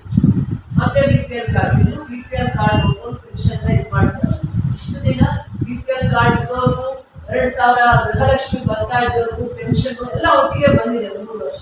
ಮತ್ತೆ ಇವಾಗ ಏನು ನೀವು ನಿಮ್ಮ ಅನುಕೂಲಕ್ಕೆ ತಕ್ಕಂಗೆ ಏನೂ ಸ್ಟೇಟ್ಮೆಂಟ್ಸ್ ಕೊಡ್ಬಾರ್ದು, ಅಡ್ರೆಸ್ ಪ್ರೂಫ್ ಬೇರೆ ತಗೋ, ರೇಷನ್ ಕಾರ್ಡ್ ಬಿಟ್ಬಿಡಿ 1-2 ತಿಂಗಳು. ಅವ್ರಿಗೆ ಏಜ್ ಕನ್ಫರ್ಮ್ ಆಗೋದಕ್ಕೆ ಆಧಾರ್ ಕಾರ್ಡ್ ಸಾಕಲ್ಲ, ವೋಟರ್ ಐಡಿನೋ ಏಜ್ ಕನ್ಫರ್ಮ್ ಮಾಡ್ಕೊಳ್ಳೋದಕ್ಕೆ ನೀವು ವೋಟರ್ ಐಡಿ, ಆಧಾರ್ ಕಾರ್ಡ್ ಇನ್ನೇನ್ ಸಿಂಪ್ಲಿಫೈ ಮಾಡ್ಕೊಳಕ್ಕಾಗುತ್ತೆ. ಮತ್ತೆ ಇನ್ನೇ ಏನ್ ಇನ್ಕಮ್ ಸರ್ಟಿಫಿಕೇಟ್ ಇತ್ತು ಅದನ್ನ ನೋಡಿ ಅವರು ಪೆನ್ಷನ್ ಅರ್ಹರಿದ್ರು ಅದನ್ನ ತಗೋಬೇಕು. ಫಸ್ಟ್ ಟೌನ್ ಅಲ್ಲಿ ಮಾಡಿ.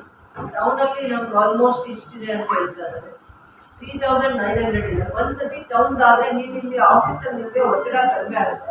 ಅದಾದ್ಮೇಲೆ ಗ್ರಾಮೀಣ ಭಾಗದಲ್ಲೂ ಕೂಡ ಪಂಚಾಯತಿ ಭಾಗ ಮಾಡ್ಲಿಕ್ಕೆ ಅಲ್ಲೂ ನಿಮ್ಗೆ ಒಂದು ನಿಮ್ಗೆ ಅಲ್ಲಿ ಬೇರೆ ರೀತಿನೇ ಪಂಚಾಯತಿಯಲ್ಲಿ PDOs ಮತ್ತೆ ಅಲ್ಲೊಂದು ಇದೇ ರೀತಿ ಹೋಮ್ವರ್ಕ್ ಮಾಡ್ಕೊಳ್ಳೋದು. ಫಸ್ಟ್ ನಗರ ಭಾಗದಲ್ಲಿ ಒಂದು 4000 ಅಥವಾ 5000 ಒಳಗಡೆ ಎಷ್ಟು ಜನಕ್ಕೆ ಈ ತರ ಪ್ರಾಬ್ಲಮ್ ಮಾಡಿದ್ರು ಸೆಗ್ರಿಗೇಟ್ ಮಾಡೋಣ. ವಾರ್ಡ್ ವೈಸ್ ಇಲ್ಲೂ ಲಿಸ್ಟ್ ಮಾಡಿದ್ದಾರೆ ಅನ್ಸುತ್ತೆ.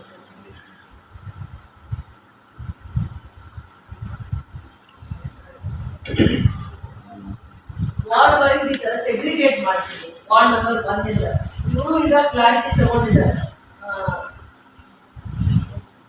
ಅಂಡರ್ ಏಜ್ ನ ನಾವು ಏನೂ ಮಾಡಕ್ಕಾಗಲ್ಲ. 5400 ಹೇಗೆ ಅಂಡರ್ ಏಜ್ ಅಂತ ಸಸ್ಪೆಕ್ಟ್ ಮಾಡೋ ಲಿಸ್ಟ್ ಅಲ್ಲಿ ಬಂದಿದ್ದಾರೆ.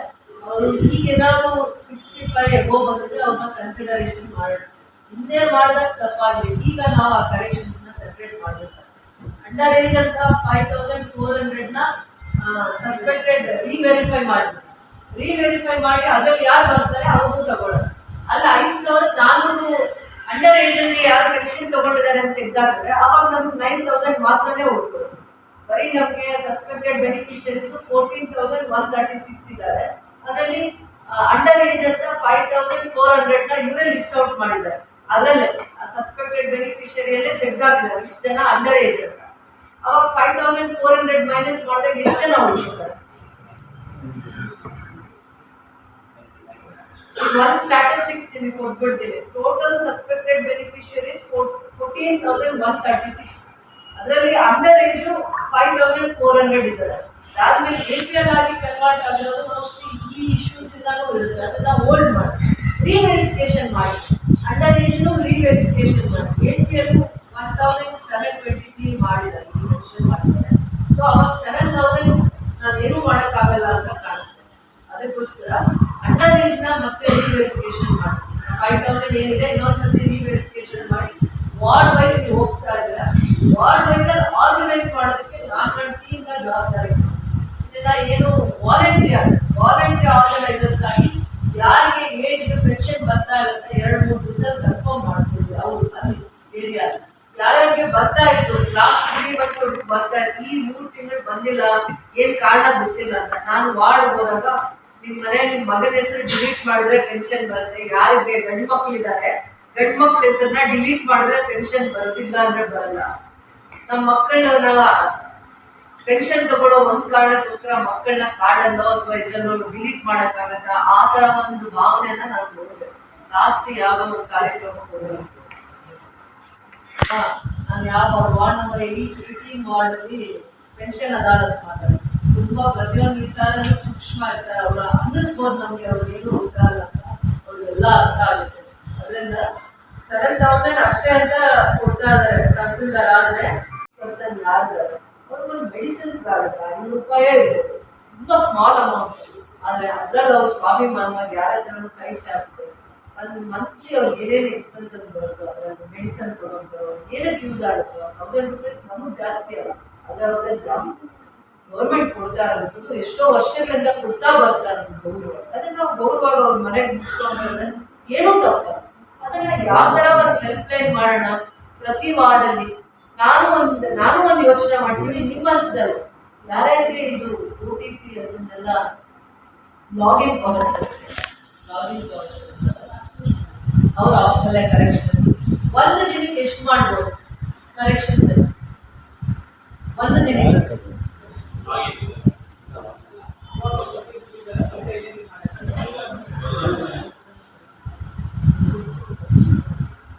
ಒಂದು ಕೆಲಸ ಮಾಡಿ, ಅದೆಲ್ಲ ಆಮೇಲೆ ಫಸ್ಟ್ ದಾಖಲೆ ಕಲೆಕ್ಟ್ ಮಾಡಿ, ಅದು ಆಫೀಸರ್ ಕೂತ್ಕೊಂಡು ಇನ್ನೊಂದು ಹತ್ರ ಮತ್ತೆ ಅಪ್ಲೈ ಮಾಡಿಸೋದಕ್ಕೆ ಏನೇನು ದಾರಿ ಇರಲ್ಲ. ಮತ್ತೆ ನೀವು ಅಲ್ಲಿ ವೆರಿಫೈ ಮಾಡ್ಕೊಂಡಿದ್ದು ಒಂದು 20 ಜನದ್ದು ಮಾಡಲಿಲ್ಲ ಅಂದ್ರೆ ಅದೊಂದು ಸಮಸ್ಯೆ ಆಗುತ್ತೆ. ಯಾರ್ಯಾರು ಏನೇನು ಸಮಸ್ಯೆಯಿಂದ ಬರ್ತಾರೆ ಒಬ್ಬರು ಜಾಗ ಕೊಡಿ, ಸ್ವಲ್ಪ ಸರ್ಕೋಬೇಕಲ್ವಾ ನೀವು, ನಿಮ್ಗೆ ಗೊತ್ತಾಗ್ಬಿಡುತ್ತೆ. ಇವ್ರಿಗೆ ಏಜ್ ಆಗಿದೆ 60 ಎಬೋ ಬರೋ ಅಷ್ಟಲ್ಲಿ ನಿಮ್ಗೆ ಗೊತ್ತಾಗುತ್ತೆ. ಹಳೆ ನೀವು ಪೆನ್ಷನ್ ತಗೊಂತಾ ಇದ್ರೆ ಒಂದು ದಾಖಲೆ ತಗೊಳ್ಳಿ, ಮತ್ತೆ ಇನ್ನೊಂದು ಏನಾದ್ರು ಒಂದು ದಾಖಲೆ ವೆರಿಫಿಕೇಶನ್. ಇನ್ಕಮ್ ಸರ್ಟಿಫಿಕೇಟ್ 120 ಹಾಕಿದ್ರೆ ಏನಾಗುತ್ತೆ ಅದು ಲಿಂಕ್ ರೇಷನ್ ಕಾರ್ಡ್ ಹೋಗ್ಬಿಟ್ಟು ಅವ್ರಿಗೆ ಪೇ ಮಾಡಬೇಕು. ಆ ಪರ್ಪಸ್ ನಾವೇನ್ ಮಾಡ್ಬೇಕು, 120 ಹಾಕೋದು ಬೇಡ, ಮಿಡ್ಲಲ್ಲಿ ಒಂದು 70,000 ಅಂದ್ಬಿಟ್ಟು ನಾವೇನ್ ಆಗ್ತಾ ಇದ್ದೀವಿ. ಅದಕ್ಕೆ ಬಂದು ಗಲಾಟೆ ನಮ್ಮ ಮೇಲೆ ಎಲ್ಲ ಗಲಾಟೆ. ನಾವು ಮತ್ತೆ ಮೇಡಮ್ ಅದ್ರ ಮೇಲೆ ಆಗ್ತಾ ಇದೆ. ನಾವು ಎಲ್ಲ ಕನ್ಸಂಟ್ರೇಷನ್ ಮಾಡಿದ್ರೆ ಅದು ಇನ್ಕಮ್ ಜಾಸ್ತಿ ಓವರ್ ಆಗುತ್ತೆ. ಪೆನ್ಷನ್ಗೆ ಇನ್ನೂ ಸ್ವಲ್ಪ ಲಿಬರಲ್ ಆಗಿ ಮಾಡ್ತಾ ಇದ್ದಾರೆ. ಅದನ್ನ ಹಿಂದೆ ಏನೋ ಒಂದು ಪೆನ್ಷನ್ ಮಾಡ್ತಿದ್ವಿ. ಕೊಡ್ತಾ ಇದೀವಿ ಮೇಡಮ್. 32,000 90,000 income ಕೊಡ್ತಿದೀವಿ madam. 32,000 ಕೊಡ್ಬೋದು. ಈಗ ಕೊಡ್ತಿದ್ದೀವಿ, ಕೊಡ್ತಾ ಇದೀವಿ ಮೇಡಮ್. ನಾವು ವ್ಯಕ್ತಿ ಕುಟುಂಬದ ಪರಿಸ್ಥಿತಿ ನೋಡ್ಕೊಂಡು ಆಲ್ರೆಡಿ ನಾವು ಇಯರ್ಸ್ ಕೊಡ್ತಾ ಇದ್ರೆ ನಾವು ಅಪ್ಲೈ ಮಾಡ್ತಾ ಇದ್ದೀವಿ. ಸರ್ಟಿಫಿಕೇಟ್ ಇಶ್ಯೂ ಆಗಿದೆ ಕೊಡ್ತಿದ್ದೀವಿ ಮೇಡಮ್. ಈಗಾಗಲೇ ನಾವು ಡಿಸ್ಟೆನ್ಸ್ ಕೊಟ್ಟಿದ್ದೀವಿ, ಅದನ್ನ ಮುಂದುವರ್ಸ್ಕೊಳ್ತಿದ್ದೀವಿ ಮೇಡಮ್. ಮೀಟಿಂಗ್ ಮಾಡಿದ್ರು ಬೇರೆ ಮಾಡ್ಕೊಳ್ತೀವಿ.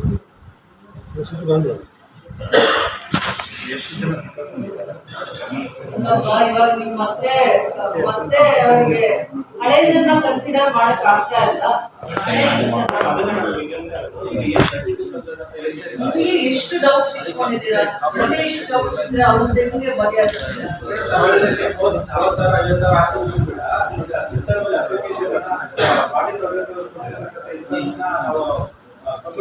ಜನರೇಟ್ ಮಾಡಕ್ಕೆ ಅಂತ ಹೋದಾಗ ಅಪ್ಲಿಕೇಶನ್ ಅಲೋ ಮಾಡೋದು ಆ ರೀತಿ ಸಿಸ್ಟಮ್ ಬಂದಿದೆ. ಸಿಸ್ಟಮ್ ಆ ಕೆಲಸ ಮಾಡಿ ಕಲೆಕ್ಟ್ ಮಾಡಿ ಎಲ್ಲ ಕಲೆಕ್ಟ್ ಮಾಡಿ ಮತ್ತೆ ನನಗನ್ಸುತ್ತೆ ಅವರು 32,000 ಆದಾಯ ಇರಲ್ಲ, ಅದು ಚೇಂಜಸ್ ಆಗುತ್ತೆ. ನೀವು ಮತ್ತೀಗೆಲ್ಲ ಯಾರ್ಯಾರು ಪೆನ್ಷನ್ ತಗೊಂಡಿರೋ ಈ 12,000 ಜನಕ್ಕೂ ನೀವು ಇನ್ಕಮ್ ಸರ್ಟಿಫಿಕೇಟ್ ಹೊಸದು 32,000 ಕ್ರಿಯೇಟ್ ಮಾಡೋಷ್ಟಕ್ಕೆ ಅದು ಲೆಂತಿ ಪ್ರೊಸೀಜರ್ ಆಗುತ್ತೆ. ಅಟ್ಲೀಸ್ಟ್ ಡಾಕ್ಯುಮೆಂಟ್ಸ್ ಎತ್ತಿಟ್ಕೊಂಡಿದ್ರೆ ಅವರು ಹೇಳ್ತಾ ಇದ್ದಾರೆ ಹಳೇದು ಎಷ್ಟು ತಿಂಗಳು ಬಾಕಿ ಇದೆ ಇವರಿಗೆ ಪೆನ್ಷನ್ ತಗೊಳ್ತಾ ಇದ್ರು ಅಂಥದ್ದೆಲ್ಲ ಡೀಟೇಲ್ಸ್ನ ನೀವು ಅವರು ಮತ್ತೆ ಅಪ್ಡೇಟ್ ಮಾಡಿದ್ರೆ ಅವ್ರು ಅವಾಗೇ ಹೇಳ್ತಾರೆ ಇಷ್ಟಿರೋದು ಮಿನಿಮಮ್ ಇಷ್ಟು 80,000 90,000 ಅದೇನಿದ್ರೆ ನೆಕ್ಸ್ಟ್ ನಾವು ಆಫೀಸರ್ಸ್ ನಾವು ಕ್ಲಿಯರ್ ಮಾಡ್ತೀವಿ. ನಮ್ಮ ಡಿಸಿಷನ್ ಇನ್ಕಮ್ ನ ಪರ್ಟಿಕ್ಯುಲರ್ ಮಾಡ್ತೀವಿ. ಯಾಕಂದ್ರೆ ಇನ್ಕಮ್ ಸರ್ಟಿಫಿಕೇಟ್ ಈಗ ಸೆಪರೇಟ್ ಆಗುತ್ತೆ, ಅದಕ್ಕೆ ಒಂದು ಸ್ವಲ್ಪ ಚೇಂಜಸ್ ಮಾಡ್ತಾ ಇದ್ದಾರೆ. ಅದೊಂದಾದ್ರೆ ಕ್ಲಿಯರ್ ಎಲ್ಲ ಕ್ಲಿಯರ್ ಆಗುತ್ತೆ. ಇನ್ಕಮ್ ಸರ್ಟಿಫಿಕೇಟ್ ಸ್ವಲ್ಪ ಸೆಪರೇಟ್ ಮಾಡ್ತಾ ಇದ್ದಾರೆ. ಯಾಕಂದ್ರೆ ಇದು ಇಲ್ಲೇ ಅಲ್ಲ ತುಂಬಾ ಕಡೆ ಇದೆ. 32 ಈಗ ತಗೊಂಡ್ ಬನ್ನಿ ಅಂತಂದ್ರೆ ಕಷ್ಟ ಆಗ್ತಾರೆ ಹೋಗಿ. ಹಿಂದೆ ಎಲ್ಲ ಪೆನ್ಷನ್ ತಗೊಂಡಾಗ 50,000 ಇರ್ಬೋದು, 50,000 ತಗೊಂಡಿದ್ದಾರೆ, ಅವ್ರಿಗೆ ಅನುಕೂಲ ಆಗೋ ತರ ತಗೊಂಡ್ಬಿಟ್ಟಿದ್ದಾರೆ. ಅದಕ್ಕೆ ಪರ್ಟಿಕ್ಯುಲರ್ ಆಗಿ ಏನ್ ಕೊಟ್ಟರು ತಗೊಂಡಿದ್ವಿ, ದಾಖಲೆ ತಗೊಂಡಿದ್ದಾರೆ. ನಾವೆಲ್ಲ ಡಿಸ್ಕಸ್ ಮಾಡ್ಕೊಂಡಿದ್ದೀವಿ. ಏನಾಗಿದೆ ಅಂದ್ರೆ ಹಿಂದೆ ಕೂಡ ಆದ್ರೂ ನೀವಿದ್ರಲ್ಲ ಮೀಟಿಂಗ್ ಎಲ್ಲ ಮಾತಾಡೋದು ಅವರೇ ಹೇಳಿದ್ರಲ್ಲ ಕಲ್ಲಿನ್ ಸರ್ ಬರೀ ಒಂದು ಇದಕ್ಕೋಸ್ಕರ ವೆರಿಫಿಕೇಶನ್ಗೋಸ್ಕರನೇ ನಾವು ಇದನ್ನ ಹೋಲ್ಡ್ ಮಾಡಿದ್ವಿ. Then we will release it ಅಂತ ಹೇಳಿ 2 months ಆಗಿ 3 months ಆಗಿ ರಿಲೀಸ್ ಮಾಡ್ತೀವಿ ಅಂತ ನೀವು ಹೇಳಿದ್ರಲ್ಲ. ಹೌದು ನಾನು ಹೇಳಿದ್ರು, ಬಟ್ ಆದ್ರೆ ಇಲ್ಲಿ ಸಾಫ್ಟ್ವೇರ್ ಅಲ್ಲಿ ಆ ರೀತಿ ಮಾಡಿರೋದ್ರಿಂದ ತೊಂದರೆ ಆಗಿದೆ. ಈಗ ಏನ್ ಪೆನ್ಷನ್ ಕೊಡ್ತಾ ಇದ್ರು ಅವತ್ತಿನ ಕೂಡ 32,000 ಬಿಲೋ ಇದೆ ಅಂತಾನೆ ನಾವು ಅವ್ರಿಗೆ ಪೆನ್ಷನ್ ಸ್ಯಾಂಕ್ಷನ್ ಕೂಡ ಮಾಡಿದ್ವಿ. ಆದ್ರೆ ಸಾಫ್ಟ್ವೇರ್ ಅಲ್ಲಿ ಅದನ್ನ ಇಂಪ್ಲಿಮೆಂಟ್ ಮಾಡಿದ್ವಿ. ಈಗ ಇಂಪ್ಲಿಮೆಂಟ್ ಮಾಡಿದ್ದಾರೆ. ಆ ಕಾರಣಕ್ಕೆ 2001 ನಲ್ಲಿ ಇನ್ಕಮ್ ಸರ್ಟಿಫಿಕೇಟ್ ಲಿಮಿಟ್ ಮಾಡ್ತಾರೆ. 17,000 ಇರುತ್ತೆ, ಅದನ್ನ 32,000 ಮಾಡ್ತಾರೆ. ಆದ್ರೆ 2021 ಇಂದ ಇವಾಗವರೆಗೂ ಅದನ್ನ ಇಂಪ್ಲಿಮೆಂಟ್ ಮಾಡಲ್ಲ. ಯಾಕಂದ್ರೆ ಕೋವಿಡ್ ಟೈಮ್ ಬರುತ್ತೆ, ಇನ್ನೊಂದು ಮತ್ತೊಂದು ಅನ್ಕೊಂಡು ಆ ಸರ್ಕಿಲ್ ಅನ್ನ ಆನ್ಲೈನ್ ಅಲ್ಲಿ ಇದನ್ನೇ ಫಾಲೋ ಮಾಡಿ ರೆವಿನ್ಯೂ ಮಾಡಲ್ಲ. ಬೇರೆ ನಮ್ಮ ಜಿಲ್ಲೆಗಳಲ್ಲ, ಬೇರೆ ನಾರ್ತ್ ಕರ್ನಾಟಕ ಕಡೆ ಬರೋ 7-8 ಜಿಲ್ಲೆಗಳಲ್ಲಿ ಪೆನ್ಷನ್ ಮಿಸ್ಯೂಸ್ ಆಗ್ತಾ ಇತ್ತು. ಅಂಡರ್ ಏಜ್ ಅವರು ತುಂಬಾ ಪೆನ್ಷನ್ಸ್ ತಗೊಂಡ್ತಾ ಇತ್ತು, ಡೆತ್ ಕೇಸಸ್ಗೆ ಪೆನ್ಷನ್ ಹೋಗ್ತಾ ಇತ್ತು. ಆಮೇಲೆ ಝೀರೋ ಡಾಕ್ಯುಮೆಂಟ್. ಈ 3 ಕೇಸಸ್ ನ ನೋಡಿದ್ಮೇಲೆ ಅವ್ರು ಏನ್ ಮಾಡ್ತಾರೆ, ರೆವಿನ್ಯೂ ಅಧಿಕಾರಿಗಳನ್ನು ತಪ್ಪು ಮಾಡಿದ್ದಾರೆ. ಎಲ್ಲಾ ಕಡೆ ಇಡೀ ರಾಜ್ಯದಲ್ಲಿ ಇನ್ನೊಂದ್ಸತಿ ಸಸ್ಪೆಕ್ಟೆಡ್ ಇರುವಂತವ್ರು, ಏನು ಡಾಕ್ಯುಮೆಂಟ್ಸ್ ಇಲ್ಲ, ಆಧಾರ್ ಕಾರ್ಡ್ ಇಲ್ಲ, ರೇಷನ್ ಕಾರ್ಡ್ ಇಲ್ಲ, ಅವರ ಅಡ್ರೆಸ್ ಪ್ರೂಫ್ ಇಲ್ಲ, ಏನೇನಿಲ್ಲ, ಅವನ್ನೆಲ್ಲ ಸಸ್ಪೆಕ್ಟೆಡ್ ಲಿಸ್ಟ್ ಅಲ್ಲಿ. ಆಮೇಲೆ ಇನ್ಕಮ್ ಯಾರ ಮೇಲೆ ಇದಕ್ಕಿಂತ ಜಾಸ್ತಿ ಆ ತರದ ಒಂದು ಮಾನದಂಡದ ಮೇಲೆ ಡೌಟ್ಫುಲ್ ಕೇಸಸ್ ಅವ್ರನ್ನ ಲಿಸ್ಟ್ ಮಾಡ್ತಾರೆ, ಅವ್ರಿಗೆ ಡೌಟ್ ಅನ್ಸಿದ್ದಲ್ಲ. ಆ ತರ ನಮ್ಮ ಇದಕ್ಕೂ ಕೂಡ ಎಷ್ಟು ಜನ ಬರ್ತಾರೆ, 90,000 ನಮ್ಮ ಇಡೀ ಜಿಲ್ಲೆ 55,000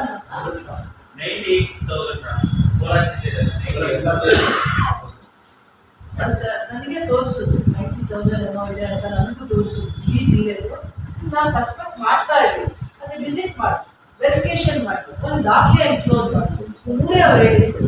ನಾನು ಮೊನ್ನೆ ಪರಮೇಶ್ವರ್ ಸರ್ ಬಂದಾಗೂ ಮರದ ಬಗ್ಗೆ ಚರ್ಚೆ ಮಾಡೋದು ಬಂದಾಗೂ ಅವ್ರು ಬಂದಾಗ ನಮ್ಮನ್ನೇ ಚರ್ಚೆ ಮಾಡಿದ್ರು. ನಮ್ಮಲ್ಲಿ ಇಷ್ಟು ಪೆನ್ಷನ್ ಅವರು ಹೇಳಿದ್ರು, ಅಂಡರ್ ಏಜ್ಗೆ ಏನೂ ಹೆಲ್ಪ್ ಮಾಡೋಕ್ಕಾಗಲ್ಲ. ಸೀನಿಯರ್ ಸಿಟಿಜನ್ಸ್ ಒನ್ಲಿ ಒಂದು ವೆರಿಫಿಕೇಶನ್, ಒಂದು ಡಾಕ್ಯುಮೆಂಟ್, ಯಾವ್ದಾದ್ರು ಎನಿ ಒಂದು ಡಾಕ್ಯುಮೆಂಟ್ ಹಿಂದೆ ಎನ್ಕ್ಲೋಸ್ ಮಾಡಿರುವಂಥದ್ದನ್ನ ಸೇರಿಸಿ ಅವ್ರ ಸಮಸ್ಯೆನ ಬಗೆಹರಿಸಲ್ಲ ಅಂತಾನೆ ಅವ್ರು ಹೇಳಿದ್ರು. ನೀವು ಈಗ ಕ್ರಿಯೇಟ್ ಮಾಡೋದು ಬೇಡ, ಏನಿದೆ ಆ ದಾಖಲೆಗಳನ್ನ ತಗೊಳ್ಳಿ. ಇನ್ನೊಂದು 10 days ಅಲ್ಲಿ ಏನೋ ನಿಮಗೆ ಒಂದು ದಾರಿ ಸಿಗುತ್ತೆ, ಅವಾಗೆಲ್ಲ ಅಪ್ಲೋಡ್ ಮಾಡೋದಕ್ಕೆ ನಿಮಗೆ ಈಸಿ ಆಗುತ್ತೆ.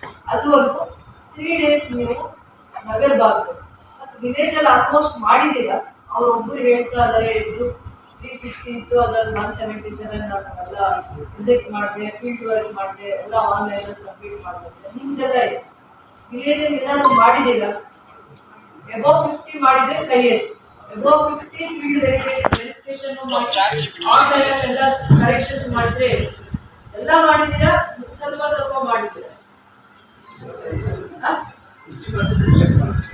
ಕರೆಕ್ಟ್ ಮಾಡಿದ್ದೀರಾ?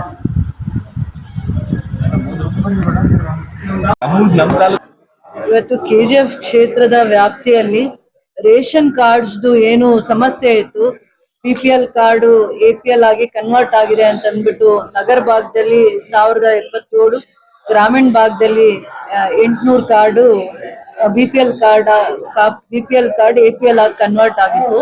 ಅದರದ್ದು ನಾವು ಕಾರ್ಡಿಂದ ಬಹಳ ಜನಕ್ಕೆ ತೊಂದರೆ ಆಗ್ತಾ ಇತ್ತು ಅಂತ ಈ 2-3 ತಿಂಗಳಿಂದ ತಾಲೂಕು ಆಫೀಸ್ ಹತ್ರ ಪದೇ ಈ ಸಾರ್ವಜನಿಕರು, ರೈತರು, ಬಡವರು ಪರದಾಡ್ತಾ ಇದ್ರು.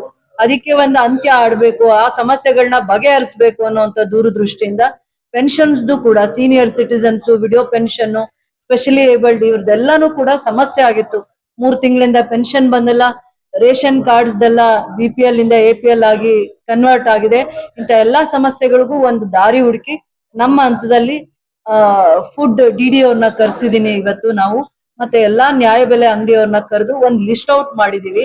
ಯಾರ್ಯಾರು ಸಸ್ಪೆಕ್ಟೆಡ್ ಲಿಸ್ಟ್ ಅಲ್ಲಿ ಇದ್ದಾರೆ ಬೆನಿಫಿಷರೀಸ್, BPL ಇಂದ APL ಗೆ ಕನ್ವರ್ಟ್ ಆಗಿರುವಂತ ಅವೆಲ್ಲಾ ದಾಖಲೆಗಳನ್ನ ಪ್ರತಿ ನ್ಯಾಯಬೆಲೆ ಅಂಗಡಿವಾರು 10, 20, 30 ಇರುವಂತ ಬೆನಿಫಿಷರೀಸ್ ನ ಅವ್ರಿಗೆ ಲಿಸ್ಟ್ ಕೊಡ್ತಾ ಇದೀವಿ. ಅದಕ್ಕೆ ಸೂಕ್ತವಾಗಿರುವಂತ ದಾಖಲೆ ತಗೊಳ್ಳಿಕ್ಕೆ ನಾವು ನ್ಯಾಯಬೆಲೆ ಅಂಗಡಿಯವರಿಗೆ ಫುಡ್ ಡಿಪಾರ್ಟ್ಮೆಂಟ್ ಜೊತೆ ಕೋಆರ್ಡಿನೇಟ್ ಮಾಡಿಕೊಂಡು ಅದಕ್ಕೆ ಸಂಬಂಧಪಟ್ಟಿರೋ ದಾಖಲೆ ತಗೊಳ್ಳಿಕ್ಕೆ ಹೇಳ್ತಾ ಇದೀವಿ. ಏನು ಇನ್ಕಮ್ ಇದೆ, ಟ್ಯಾಕ್ಸ್ ಪೇಯರ್ಸ್ ಇವರು ಅಂತ ಹೇಳ್ಬಿಟ್ಟು ಸಸ್ಪೆಕ್ಟೆಡ್ ಲಿಸ್ಟ್ ಅಲ್ಲಿ ಇದೆ, ಅದು ಸೆಂಟ್ರಲ್ ಗೌರ್ಮೆಂಟ್ ಇಂದ ಬಂದಿರುವಂತ ಒಂದು ಗೈಡ್ಲೈನ್ಸ್ ಅದು. ಆದ್ರೆ ಟ್ಯಾಕ್ಸ್ ಪೇ ಮಾಡಿರೋದು ಲೋನ್ ತಗೊಳ್ಳೋದಕ್ಕೆ, ಮನೆ ಲೋನ್ ಕಟ್ಟೋದಕ್ಕೆ ತಗೊಂಡಿದ್ದಾರೆ, ಇಂಡಿವಿಜುವಲಿ ಸರ್ವೈವ್ ಆಗೋದಕ್ಕೆ ಲೋನ್ ತಗೊಂಡಿದ್ದಾರೆ, ಕಾರ್ ಲೋನ್ ತಗೊಂಡಿದ್ದಾರೆ, 3 ಸಮಸ್ಯೆಗಳಿಂದ ಲೋನ್ ತಗೊಂಡಿದ್ದಾರೆ. ಆದ್ರೆ ಈ ಸಂದರ್ಭದಲ್ಲಿ ಅವರು ಲೋನ್ ತಗೊಂಡಿರೋದ್ರಿಂದ BPL ಕಾರ್ಡ್ ಬೆನಿಫಿಟ್ಸ್ ನ ತೆಗಿಯಕ್ಕೆ ಆಗಲ್ಲ. ಆ ತರದ್ದೆಲ್ಲ ಕರೆಕ್ಷನ್ಸ್ ಮಾಡ್ಕೊಳ್ಳೋದಕ್ಕೆ ತುಂಬಾ ದಾರಿ ಇತ್ತು. ಅದನ್ನ ನಾವು ನ್ಯಾಯಬೆಲೆ ಅಂಗಡಿ ಮುಖಾಂತರ ಫುಡ್ ಡಿಪಾರ್ಟ್ಮೆಂಟ್ ಅವರು, ಆಹಾರ ಇಲಾಖೆ ಅವರು ಮುತುವರ್ಜಿ ವಹಿಸಿ ಪ್ರತಿ ಒಂದು ನ್ಯಾಯಬೆಲೆ ಅಂಗಡಿ ವ್ಯಾಪ್ತಿಗೆ ಬರುವಂತವ್ರನ್ನ ಕಂಡಿಡಿದು ಅವ್ರ ಕಡೆಯಿಂದ ಅದನ್ನ ಅವರೇ ಆ ಎಲ್ಲಾ ಬೆನಿಫಿಷರೀಸ್ ನ ಕರೆದು ಮಾಹಿತಿಯ ಕೊರತೆ ಇರೋದನ್ನ ಅವ್ರಿಗೆ ಎಜುಕೇಟ್ ಮಾಡಿ ಆ ಮಾಹಿತಿನ ಸಂಗ್ರಹಣ ಮಾಡಿ ಆಹಾರ ಇಲಾಖೆಗೆ, ಕಮಿಷನರ್ಗೆ ಮತ್ತೆ ಅಲ್ಲಿ JD IT ಇರ್ತಾರೆ ಆನ್ಲೈನ್ ಅಲ್ಲಿ ಅವೆಲ್ಲ ಕರೆಕ್ಷನ್ಸ್ ಮಾಡ್ಕೊಳ್ಳೋದಕ್ಕೆ. ಮತ್ತೆ APL ಆದ್ರೆ ಹೆಲ್ತ್ ಬೆನಿಫಿಟ್ಸ್ ಸಿಗಲ್ಲ ಅವ್ರಿಗೆ, ಬೇರೆ ಏನೇನ್ ಬೆನಿಫಿಟ್ಸ್ ಇರುತ್ತೆ ರೇಷನ್ ಕಾರ್ಡ್ ಸಿಗಲ್ಲ. ಆ ಒಂದ್ ಕಾರಣದಿಂದ ಅದನ್ನ ಕರೆಕ್ಷನ್ಸ್ ಮಾಡೋದಕ್ಕೆ ಅವಕಾಶ ಇದೆ. ಅದನ್ನ ನ್ಯಾಯಬೆಲೆ ಅಂಗಡಿ ಮುಖಾಂತರ ಮಾಡುವಂತ ಪ್ರಯತ್ನ ಮಾಡ್ತಾ ಇದೀವಿ. ಎಲ್ಲಾ ನ್ಯಾಯಬೆಲೆ ಅಂಗಡಿಯವ್ರನ್ನ ಕರ್ಸಿದೀವಿ ಇವತ್ತು ನಾವು, ಯಾರ್ಯಾರು ನ್ಯಾಯಬೆಲೆ ಅಂಗಡಿಯ ಇವರಿದ್ದಾರೆ ಅವ್ರು. ಅದ್ರ ಜೊತೆಯಲ್ಲಿ ಪೆನ್ಷನ್ಸ್ ನಮ್ಗೆ ಮೇಜರ್ ಇಶ್ಯೂಸ್. ಅದು 14,000 ಪೆನ್ಷನ್ಸ್ ನಮ್ದು ಡೌಟ್ಫುಲ್ ಕೇಸಸ್ ಅಲ್ಲಿ ಇತ್ತು ಈ KGF ಕ್ಷೇತ್ರದ್ದು. ಅದರಲ್ಲಿ ಅರ್ಹ ಅಲ್ಲ ಅಂತಂದ್ರೆ ಡೌಟ್ಫುಲ್ ಕೇಸಸ್ ಅಲ್ಲಿ ಯಾವ್ದನ್ನ ಅಂದ್ರೆ ಅಂಡರ್ ಏಜ್ 5,400 ಏನಿತ್ತು ಅಂಡರ್ ಏಜ್ ನ ಪಕ್ಕಕ್ಕಿಟ್ರೆ ಮಿಕ್ಕಿದ್ದು ನಮ್ಗೆ 14,000 ಅಲ್ಲಿ ಮಿಕ್ಕಿದ್ ಎಲ್ಲಾನು ಕೂಡ ರಿವೆರಿಫಿಕೇಶನ್ ಮಾಡ್ಬೇಕು. ಹಿಂದೆ ಅಂಡರ್ ಏಜ್ ಯಾರು ಮಾಡಿಸಿದ್ರು ಆ ಕಾರಣದಿಂದ ಪೆನ್ಷನ್ಸ್ ಎಲ್ಲ ಇಡೀ ರಾಜ್ಯದಲ್ಲಿ ಯಾರ್ಯಾರು ಅಂಡರ್ ಏಜ್ ಗೆ ಪೆನ್ಷನ್ ಮಾಡಿಸ್ಕೊಂಡಿದ್ರು ಆಧಾರ್ ಡೀಟೇಲ್ಸ್ ನ ಚೆಕ್ ಮಾಡಿ ಅದು ಸಸ್ಪೆಕ್ಟೆಡ್ ಲಿಸ್ಟ್ ಅಲ್ಲಿ ಇದ್ದಿದ್ರಿಂದ ಯಾರ್ಯಾರು 60 ವರ್ಷನೇ ಆಗಿಲ್ಲ 65 ವರ್ಷನೇ ಆಗಿಲ್ಲ ಅವಾಗ ಈ ಬೆನಿಫಿಟ್ಸ್ ತಗೋತಾ ಇದ್ದಾರೆ ಅಂತ ಅವರು ಒಂದ್ ಮಾಹಿತಿಯಿಂದ ತಿಳ್ಕೊಂಡು ನಮ್ ಜಿಲ್ಲೆಯಲ್ಲೂ ಕೂಡ 90,000 ಜನ ಇದ್ದಾರೆ ಅರ್ಹರಲ್ಲದೆ ಇರೋರು. ಅಂಡರ್ ಏಜ್ ಇರೋರು ಎಷ್ಟಿದಾರೋ ಗೊತ್ತಿಲ್ಲ, ಅರ್ಹರಲ್ಲ ಅಂತಂದ್ಬಿಟ್ಟು ಅದನ್ನ ಫೀಲ್ಡ್ ಅಲ್ಲಿ ರಿವೆರಿಫಿಕೇಶನ್ ಮಾಡ್ಬೋದು ಅಂತ ಹೇಳಿದ್ದಾರೆ. ಅದಕ್ಕೆ ನಾವು ವಾರ್ಡ್ ವಿಸಿಟ್ ಮಾಡಿ ಯಾರ್ಯಾರು ಸೀನಿಯರ್ ಸಿಟಿಸನ್ಸ್ ಇದ್ದಾರೆ, ಸಿಂಗಲ್ ಪೇರೆಂಟ್ಸ್ ಇದ್ದಾರೆ, ವಿಡೋ ಪೆನ್ಷನ್ ಇದೆ, ಯಾರ್ಯಾರ್ದು 3 ತಿಂಗಳಿಂದ ನಿಂತಿದೆ ಅದನ್ನ ವಾಲಂಟ್ರಿ ಆಗಿ ನೀಟಾಗಿ ಆರ್ಗನೈಸ್ ಮಾಡಿ ರೆವಿನ್ಯೂ ಸೆಕ್ರೆಟರೀಸ್ ಜೊತೆಯಲ್ಲಿ ಆ ಸಿಸ್ಟಮ್ ಅಲ್ಲಿ ವೆರಿಫಿಕೇಶನ್ ಮಾಡ್ಕೊಂಡು ಸಿಂಪಲ್ ಅವ್ರ ಹತ್ರ ಡಾಕ್ಯುಮೆಂಟ್ಸ್ ಒಂದು ಆಧಾರ್ ಕಾರ್ಡ್ ಇಲ್ಲ ವೋಟರ್ ID ಮತ್ತೆ ಅಲ್ಲೇ ಮಾಜರ್ ಮಾಡಿ ಅವ್ರು ಇಲ್ಲಿದ್ದಾರೆ ಅಂತ ಅಂದ್ಬಿಟ್ಟು ಈ ರೀತಿ ಸ್ಮಾಲ್ ವೆರಿಫಿಕೇಶನ್ಸ್ ಮಾಡ್ಕೊಂಡು ಕ್ಲಾರಿಫಿಕೇಶನ್ಸ್ ಮಾಡ್ಕೊಂಡು ದಾಖಲೆ ಇಟ್ಕೊಂಡಿರ್ತೀವಿ. ಇನ್ಕಮ್ ಸರ್ಟಿಫಿಕೇಟ್ ಮೇಲೆ ಹಳೇದ್ ಯಾವ್ದೋ ಒಂದು ಗೈಡ್ಲೈನ್ಸ್ ಇದೆ, ಸರ್ಕ್ಯುಲರ್ ಇದೆ, ಅದ್ರ ಮೇಲೆ ಜಾಸ್ತಿ ಡಿಪೆಂಡ್ ಆಗಲ್ಲ. ಯಾಕಂದ್ರೆ ಅದನ್ನ ಸ್ವಲ್ಪ ಇನ್ನ ಲಿಬರಲ್ ಮಾಡ್ತಾ ಇದ್ದಾರೆ ಸರ್ಕಾರದ ಹಂತದಲ್ಲಿ, ಚರ್ಚೆ ಆಗ್ತಾ ಇದೆ. ಅದು 32,000 ಮತ್ತೆ ಇನ್ಕಮ್ ಬೇಕು ಅಂದಾಗ ಕಷ್ಟ ಆಗುತ್ತೆ. ಆ ಒಂದ್ ಕಾರಣದಿಂದ 2 ರೀಸನ್ಸ್ ಇಂದ ಅವರಿಗೆ ಸರ್ಕಾರಕ್ಕೆ ಇವ್ರು ಯಾರು ಪೆನ್ಷನ್ಸ್ ತಗೊಂತಾ ಇದಾರೆ ಖಾತ್ರಿ ಆಗ್ಬೇಕಾಗಿತ್ತು. ನಮ್ಮಲ್ಲಿ ಏನ್ 14,000ಗೂ ದಾಖಲೆ ಇರ್ಲಿಲ್ಲ ಸಸ್ಪೆಕ್ಟೆಡ್ ಲಿಸ್ಟ್ ಅಲ್ಲಿ ಇದ್ದಂತವ್ರು ದಾಖಲೆ ಇಲ್ಲದೆ ಇದ್ರಿಂದ ವೆರಿಫಿಕೇಶನ್ ಡಾಕ್ಯುಮೆಂಟ್ ನ ವೆರಿಫಿಕೇಶನ್ ಮಾಡ್ದಂಗಾಗತ್ತೆ. ಅದಾದ್ಮೇಲೆ ಫೀಲ್ಡ್ ವಿಸಿಟ್ ಅಲ್ಲಿ ಖಾತ್ರಿ ಮಾಡ್ಕೊಂಡಂಗಾಗುತ್ತೆ, ಅವ್ರದೆಲ್ಲ ಒಂದ್ ದಾಖಲೆ ಆದ್ರೂ ತಗೊಂಡಂಗಾಗುತ್ತೆ. ಆಧಾರ್ ಕಾರ್ಡ್ ಇರ್ಬೋದು ಅಥವಾ ವೋಟರ್ ID ಇರ್ಬೋದು, ಅವರಲ್ಲಿ ಇನ್ಕಮ್ ಸರ್ಟಿಫಿಕೇಟ್ ಹಳೇದು ಏನ್ ಇನ್ಕಮ್ ಸರ್ಟಿಫಿಕೇಟ್ ಮೇಲೆ ಅವರಿಗೆ ಪೆನ್ಷನ್ ಕೊಡ್ತಾ ಇದ್ವಿ ಅಂತ ಅಂದ್ಬಿಟ್ಟು 3-4 ರೀತಿ ಒಂದ್ ವೆರಿಫಿಕೇಶನ್ ಮಾಡ್ಕೊಂಡು ಅದ್ರಿಗೆ ಸಂಬಂಧಪಟ್ಟಿರುವಂತ ದಾಖಲೆ ಇಟ್ಕೊಂಡ್ರೆ ಮತ್ತೆ ಏನು ಸರ್ಕಾರ ಒಂದ್ ಸ್ವಲ್ಪ ಸಡಿಲ ಮಾಡುತ್ತೆ ಇನ್ಕಮ್ ಸರ್ಟಿಫಿಕೇಟ್ಗೆ ಅಥವಾ ಪ್ರೊಸೀಜರ್ಸ್ಗೆ. ಆ ಸಂದರ್ಭದಲ್ಲಿ ಇವ್ರು ಎಲ್ಲರಿಗೂ ಕೂಡ ಯಾವ ರೀತಿ ಸೀನಿಯರ್ ಸಿಟಿಸನ್ಸ್ ಈ 3 months ಇಂದ ಪೆನ್ಷನ್ ಇಲ್ಲದೆ ಪರದಾಡ್ತಾ ಇದ್ರು, ಅವರಿಗೆ ಸತ್ಯ ಗೊತ್ತಿಲ್ಲ ಏನಕ್ಕೋಸ್ಕರ ಪೆನ್ಷನ್ ನ ನಿಲ್ಸಿದ್ರು ಅಂತ ಅಂದ್ಬಿಟ್ಟು ಗೊತ್ತಿಲ್ಲ. ಅದನ್ನ ಮತ್ತೆ ಹಳೇದು ಕೂಡ ಪೆಂಡಿಂಗ್ ಇರೋದು ಕೂಡ ಮತ್ತೆ ಅಕೌಂಟ್ಗೆ ಹಾಕ್ತೀವಿ ಅಂತ ಭರವಸೆ ಕೊಟ್ಟಿದ್ದಾರೆ. ಏನೇನು 2 months ಇಂದ ತಡೆದಿದ್ದಾರೆ ಪೆನ್ಷನ್ಸ್, ಯಾರು ಜುನೈನ್ ಇರ್ತಾರೆ, ಯಾರು 65 ಅರ್ಹರು ಇರ್ತಾರೆ 65 ವರ್ಷದ ಮೇಲ್ಪಟ್ಟವರು ಅವ್ರಿಗೆಲ್ಲ ಮತ್ತೆ ಪೆನ್ಷನ್ಸ್ ನ ಅವ್ರ ಅಕೌಂಟ್ಗೆ ಹಿಂದೆ ಹೇಗ್ ಬರ್ತಾ ಇತ್ತು ಆ ರೀತಿ ಮಾಡ್ತಾರೆ. ಇಲಾಖೆಗೆ ಕೋಆಪರೇಟ್ ಮಾಡಿ ರೆವಿನ್ಯೂ ಡಿಪಾರ್ಟ್ಮೆಂಟ್ ಆಫೀಸರ್ಸ್ ಬರ್ತಾರೆ, ಸ್ವಲ್ಪ ವಾಲಂಟ್ರಿ ಆಗಿ ಅಲ್ಲಿ ವಾರ್ಡ್ ಅಲ್ಲಿ ಯಾರು ಸ್ವಲ್ಪ ಓಡಾಡ್ಕೊಂಡಿರ್ತಾರೆ ಅವ್ರಿಗೆ ಜವಾಬ್ದಾರಿ ಹಾಕ್ತೀವಿ. ನಗರಸಭೆ ಮುಖಾಂತರ ನೀಟಾಗಿ ಅವ್ರಿಗೆ ಯಾವ ದಿನ ನಾವು ಯಾವ್ಯಾವ ವಾರ್ಡ್ಸ್ ಅಲ್ಲಿ ರೆವಿನ್ಯೂ ಅಂದ್ರೆ ಪೆನ್ಷನ್ ಅದಾಲತ್ ಮಾಡ್ತೀವಿ ಅಂತ ಮಾಹಿತಿ ಕೊಡ್ತೀವಿ. ಆ ಜಾಗದಲ್ಲಿ ಒಂದ್ ಮಧ್ಯಾಹ್ನ ಕುತ್ಕೊಂಡು ಅವ್ರಿಗೆ ಪೆನ್ಷನ್ಸ್ ಇರೋ ಇಶ್ಯೂಸ್ನೆಲ್ಲ ಸ್ವಲ್ಪ ಬಗೆಹರಿಸ್ತೀವಿ. ಪಬ್ಲಿಕ್ ಏನು ಹೇಳ್ತೀನಿ ತುಂಬಾ ಅವರು ಗೊಂದಲ ಆಗಿದೆ. ತಾಲೂಕ್ ಆಫೀಸ್ಗೆ ಬರ್ತಾ ಇದ್ದಂತ ಎಲ್ಲಾ ಸಾರ್ವಜನಿಕರಿಗೂ ಕಳೆದ 3 ತಿಂಗಳಿಂದ ಯಾರ್ಯಾರು ಸೀನಿಯರ್ ಸಿಟಿಸನ್ಸ್ ವಿಡೋ ಪೆನ್ಷನ್ ಅದಾದ್ಮೇಲೆ ಸ್ಪೆಷಲಿ ಏಬಲ್ಡ್ ಪೆನ್ಷನ್ಸ್ ಯಾರ್ಯಾರು ವಯೋವೃದ್ಧ ಪೆನ್ಷನ್ ಇತ್ತು, ಅದಾದ್ಮೇಲೆ ಸಂಧ್ಯಾ ಸುರಕ್ಷಾ ಇತ್ತು, ಮತ್ತೆ ಸ್ಪೆಷಲಿ ಏಬಲ್ಡ್ ಈ 3 ತರ ಪೆನ್ಷನ್ಸ್ ಕೂಡ ತುಂಬಾ ಸಿಂಪಲ್ ಆಗಿ ಏಜ್ಡ್ ಅವ್ರಿಗೆ ಬರೀ ವಯಸ್ಸನ್ನ ಮಾತ್ರ ನೋಡ್ಬೇಕು ಅಂತ ಹೇಳಿದ್ದಾರೆ. ಅವರು ಆಧಾರ್ ಕಾರ್ಡ್ ಮುಖಾಂತರ ವಯಸ್ಸನ್ನ ಖಾತ್ರಿ ಮಾಡ್ಕೊಂಡು ಅಡ್ರೆಸ್ ನ ವೆರಿಫೈ ಮಾಡ್ಕೊಂಡು ಅವ್ರದ್ದು ಮತ್ತೆ UDID ಕಾರ್ಡ್ ಇರುತ್ತೆ ಸ್ಪೆಷಲಿ ಏಬಲ್ಡ್, ಆ ತರ ಸಿಂಪಲ್ ಪ್ರೊಸೀಜರ್ಸ್ ನ ಮಾಡಿ ಅವ್ರಿಗೆ ಮತ್ತೆ ಆ ಡಾಕ್ಯುಮೆಂಟ್ಸ್ ಗವರ್ಮೆಂಟ್ ಗೆ ಸಬ್ಮಿಟ್ ಮಾಡಿದ್ರೆ ಥ್ರೂ ಆನ್ಲೈನ್ ಅವ್ರದೆಲ್ಲ ಪೆನ್ಷನ್ಸ್ ಸೆಪರೇಟ್ ಆಗುತ್ತೆ. ಯುವಕರ ಹತ್ರ ಹೋಗ್ತಾರೆ. ಸೊ ಮಧ್ಯವರ್ತಿಗಳ ಹತ್ರ ಹೋಗುವಂತದ್ದು ದುಡ್ಡು ಕಳ್ಕೊಳ್ಳುವಂತದ್ದು ಮಾಡೋದು ಬೇಡ. ಸರ್ಕಾರನೇ ದಾಖಲೆ ಮತ್ತೆ ಮರು ಸಂಗ್ರಹಣ ಮಾಡ್ಕೊಳ್ಳೋದಕ್ಕೋಸ್ಕರ ದಾಖಲೆಗಳು ಇಲ್ಲದೆ ಪೆನ್ಷನ್ ಮಾಡಿದ್ರಿಂದ ದಾಖಲೆಗಳನ್ನ ಮತ್ತೆ ಮರು ಕಲೆಕ್ಟ್ ಮಾಡ್ಕೊಂಡು ದಾಖಲೆ ಸಂಗ್ರಹಣ ಮಾಡ್ಕೊಂಡು ಅವ್ರಿಗೆ ಏನ್ ಕಳೆದ 2-3 months ಇಂದ ಏನ್ ಪೆನ್ಷನ್ಸ್ ಬಂದಿರ್ಲಿಲ್ಲ ಅದನ್ನ ಮತ್ತೆ ನೇರವಾಗಿ ಅವ್ರ ಅಕೌಂಟ್ಗೆ ಹಾಕ್ತಾರೆ. ಯಾರು ಮಧ್ಯವರ್ತಿಗಳಿಗೆ ಹೋಗಿ ಅವರು ದುಡ್ಡು ಕೊಟ್ಟು ಪೆನ್ಷನ್ ಕೊಡ್ತಾರೆ ಅನ್ನುವಂತ ಭ್ರಮೆಯಲ್ಲಿ ಇರೋದು ಬೇಡ. ನಾವೇ ಸರ್ಕಾರನೇ ಅವ್ರ ಮನೆ ಬಾಗಿಲಿಗೆ ಬರುತ್ತೆ, ಅವ್ರ ವಾರ್ಡ್ಸ್ ಬರುತ್ತೆ, ಹಳ್ಳಿಗಳಲ್ಲಿ ಪಂಚಾಯತಿ ಹಂತಕ್ಕೆ ಬಂದು ಅವ್ರ ಸಮಸ್ಯೆಗಳನ್ನ ಬಗೆಹರಿಸ್ತೀವಿ. ಪೆನ್ಷನರ್ಸ್ ಅಂತ ಇದ್ರಲ್ಲ 14,000, ಅದ್ರಲ್ಲಿ ಈಗಾಗ್ಲೇ ನಾವು 1,000 ಅಂದ್ರೆ ಅಂದಾಜು 1,000 ನಾವು ಪೆನ್ಷನ್ಸ್ ನ ಕಂಟಿನ್ಯೂ ಮಾಡಿದೀವಿ. ದಾಖಲಾತಿಗಳನ್ನ ವೆರಿಫೈ ಮಾಡಿ ಅದನ್ನ ಕಂಟಿನ್ಯೂ ಮಾಡಿಸಿದೀವಿ. ಇನ್ನು ಉಳ್ದಿರೋದನ್ನ ನಮ್ಮ ಅಂಡರ್ ಏಜ್ ಅವರು ಯಾವ ಟೈಮ್ ಲೈನ್ಗೆ ಅಂಡರ್ ಏಜ್ ಅಂತ ಸ್ಪೆಸಿಫೈ ಮಾಡಿ ವಾಪಸ್ ಹಾಕಿದಾರೋ ನಮ್ಗೆ, ತದನಂತರ ಇನ್ನು ಉಳಿದಿರುವಂತಹ ಒಂದು 7,000 ಪ್ಲಸ್ 5,000 ಒಂದು 12,000 ನಾವು ಮತ್ತೆ ಎಲ್ಲ ಸ್ಟಾಫ್ ವಾಪಸ್ ಫೀಲ್ಡ್ ಗೆ ಹೋಗ್ತೀವಿ. VARA ಮತ್ತು ತಹಶೀಲ್ದಾರ್ ಸಮೇತ ಫೀಲ್ಡ್ ಗೆ ಹೋಗಿ ವೆರಿಫೈ ಮಾಡಿ ನೈಜವಾಗಿ ಅರ್ಹರಿರುವ ಫಲಾನುಭವಿಗಳಿಗೆ ಅವರು 32,000 ಇನ್ಕಮ್ ಒಳಪಟ್ಟು ಬಂದಲ್ಲಿ ಖಂಡಿತ ಅವ್ರಿಗೆ ಏನ್ ಅನುಕೂಲ ಮಾಡಿಕೊಡಕ್ಕೆ ಸಾಧ್ಯ ಆಗುತ್ತೋ ಮಾಡಿಕೊಡ್ತೀವಿ. ಅದಕ್ಕೆ ಸ್ವಲ್ಪ ಸಮಯಾವಕಾಶ ಪಕ್ಷದಲ್ಲಿ ಅವ್ರ ಹತ್ರ ಏನ್ ದಾಖಲಾತಿಗಳಿದೆ, ಇನ್ಕಮ್ ಅವ್ರದ್ದು ಎಷ್ಟು ಅಂತ ಅವ್ರು ವೆರಿಫೈ ಮಾಡ್ಕೊಂಡಿದ್ರ, ಇಲ್ಲಿ ಇದಕ್ಕೂ ಮುಂಚೆ ಏನಂತ ಪ್ರಮಾಣ ಪತ್ರ ತಗೊಂಡಿದಾರೋ ಅದನ್ನ ನಮ್ಗೆ ಸಬ್ಮಿಟ್ ಮಾಡ್ಲಿ, ನಾವು ಸರ್ಕಾರಕ್ಕೆ ಅದನ್ನ ಫಾರ್ವರ್ಡ್ ಮಾಡ್ತೀವಿ. ತದನಂತರ ಸರ್ಕಾರದ ಹಂತದಲ್ಲಿ ಏನ್ ಆದೇಶ ನಮ್ಗೆ ಪಾಲನೆ ಮಾಡ್ಬೇಕು ಅಂತ ಹೇಳ್ತಾರೋ ಅದನ್ನ ನಾವು ಅನ್ವಯಿಸ್ಕೊಡ್ತೀವಿ. ನಿಮ್ಮ ಆಫೀಸ್ ಬಂದ್ರೆ ಪಬ್ಲಿಕ್ ಏನು ರೆಸ್ಪಾನ್ಸ್ ಮಾಡಲ್ಲ ಅಂತ ಮೇಡಮ್ ಹೇಳಿದ್ದಾರೆ, ಅದ್ರ ಬಗ್ಗೆ ಹೇಳಿ. ಖಂಡಿತ ಇದು ಅಲ್ಲ, ಇಲ್ಲಿವರೆಗೂ ಹೇಗೆ ಟ್ರೆಂಡ್ ಫಾಲೋ ಆಗಿದೆ ಅಂತ ಗೊತ್ತಿಲ್ಲ, ಬಟ್ ನಾನ್ ಬಂದ್ಮೇಲೆ ಅದು ತುಂಬಾ ಮ್ಯಾಕ್ಸಿಮಮ್ ಎಕ್ಸ್ಟೆಂಟ್ ಅಲ್ಲಿ ಅದನ್ನ ಕಡಿಮೆ ಮಾಡಿಸಿದೀನಿ. ನಾನು ಸಹ ಯಾವಾಗ್ಲೂ ಆಫೀಸಲ್ಲಿ ಅವೈಲೇಬಲ್ ಇರ್ತೀನಿ, ಎಲ್ಲರ ಹತ್ರನು ಮಾತಾಡಿದೀನಿ. ಹಾಗೆ ನನ್ನ ಅಬ್ಸೆನ್ಸ್ ಅಲ್ಲಿ ಏನಾದ್ರು ಹಾಗೆ ನಡೆದಿತ್ತು ಅಂದ್ರೆ ಖಂಡಿತ ಅದು ನನ್ನ ಗಮನಕ್ಕೆ ತಗೊಂಡ್ಬನ್ನಿ. ಯಾರಾದ್ರೂ ಪಬ್ಲಿಕ್ ಅದರಲ್ಲಿ ಅಫೆಕ್ಟ್ ಆಗಿದ್ರೆ ಖಂಡಿತ ಏನ್ ಕ್ರಮ ವಹಿಸ್ಬೇಕು ಅದನ್ನ ನಾನು KPI ರಿಪೋರ್ಟ್ ಪ್ರಕಾರ 1,879 ಕಾರ್ಡ್ಗಳು KGF ತಾಲೂಕಿನಲ್ಲಿ BPL ನಿಂದ APL ಕನ್ವರ್ಟ್ ಆಗಿದೆ.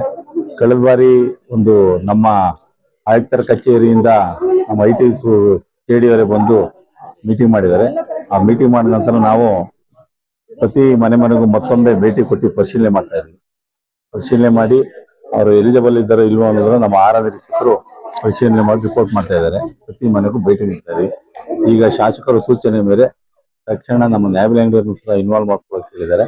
ಮಾಡ್ಕೊಂಡು ಪರಿಶೀಲನೆ ಮಾಡಿ ಏನಿದೆ ನೈಜವಾಗಿರೋರನ್ನ BPLಗೆ ಕೊಡ್ಲಿಕ್ಕೆ ಕ್ರಮ ತಗೊಳ್ತಾ ಇದ್ದೀವಿ. ಏನಾಗಿದೆ ಅಂದ್ರೆ ನಮ್ಗೆ ಸರ್ಕಾರದಿಂದ ಪ್ರತಿ 5 ವರ್ಷಕ್ಕೊಂದು ಬಾರಿ ನಮ್ಮ ರೇಷನ್ ಕಾರ್ಡ್ನ EKYC ಮಾಡಬೇಕು.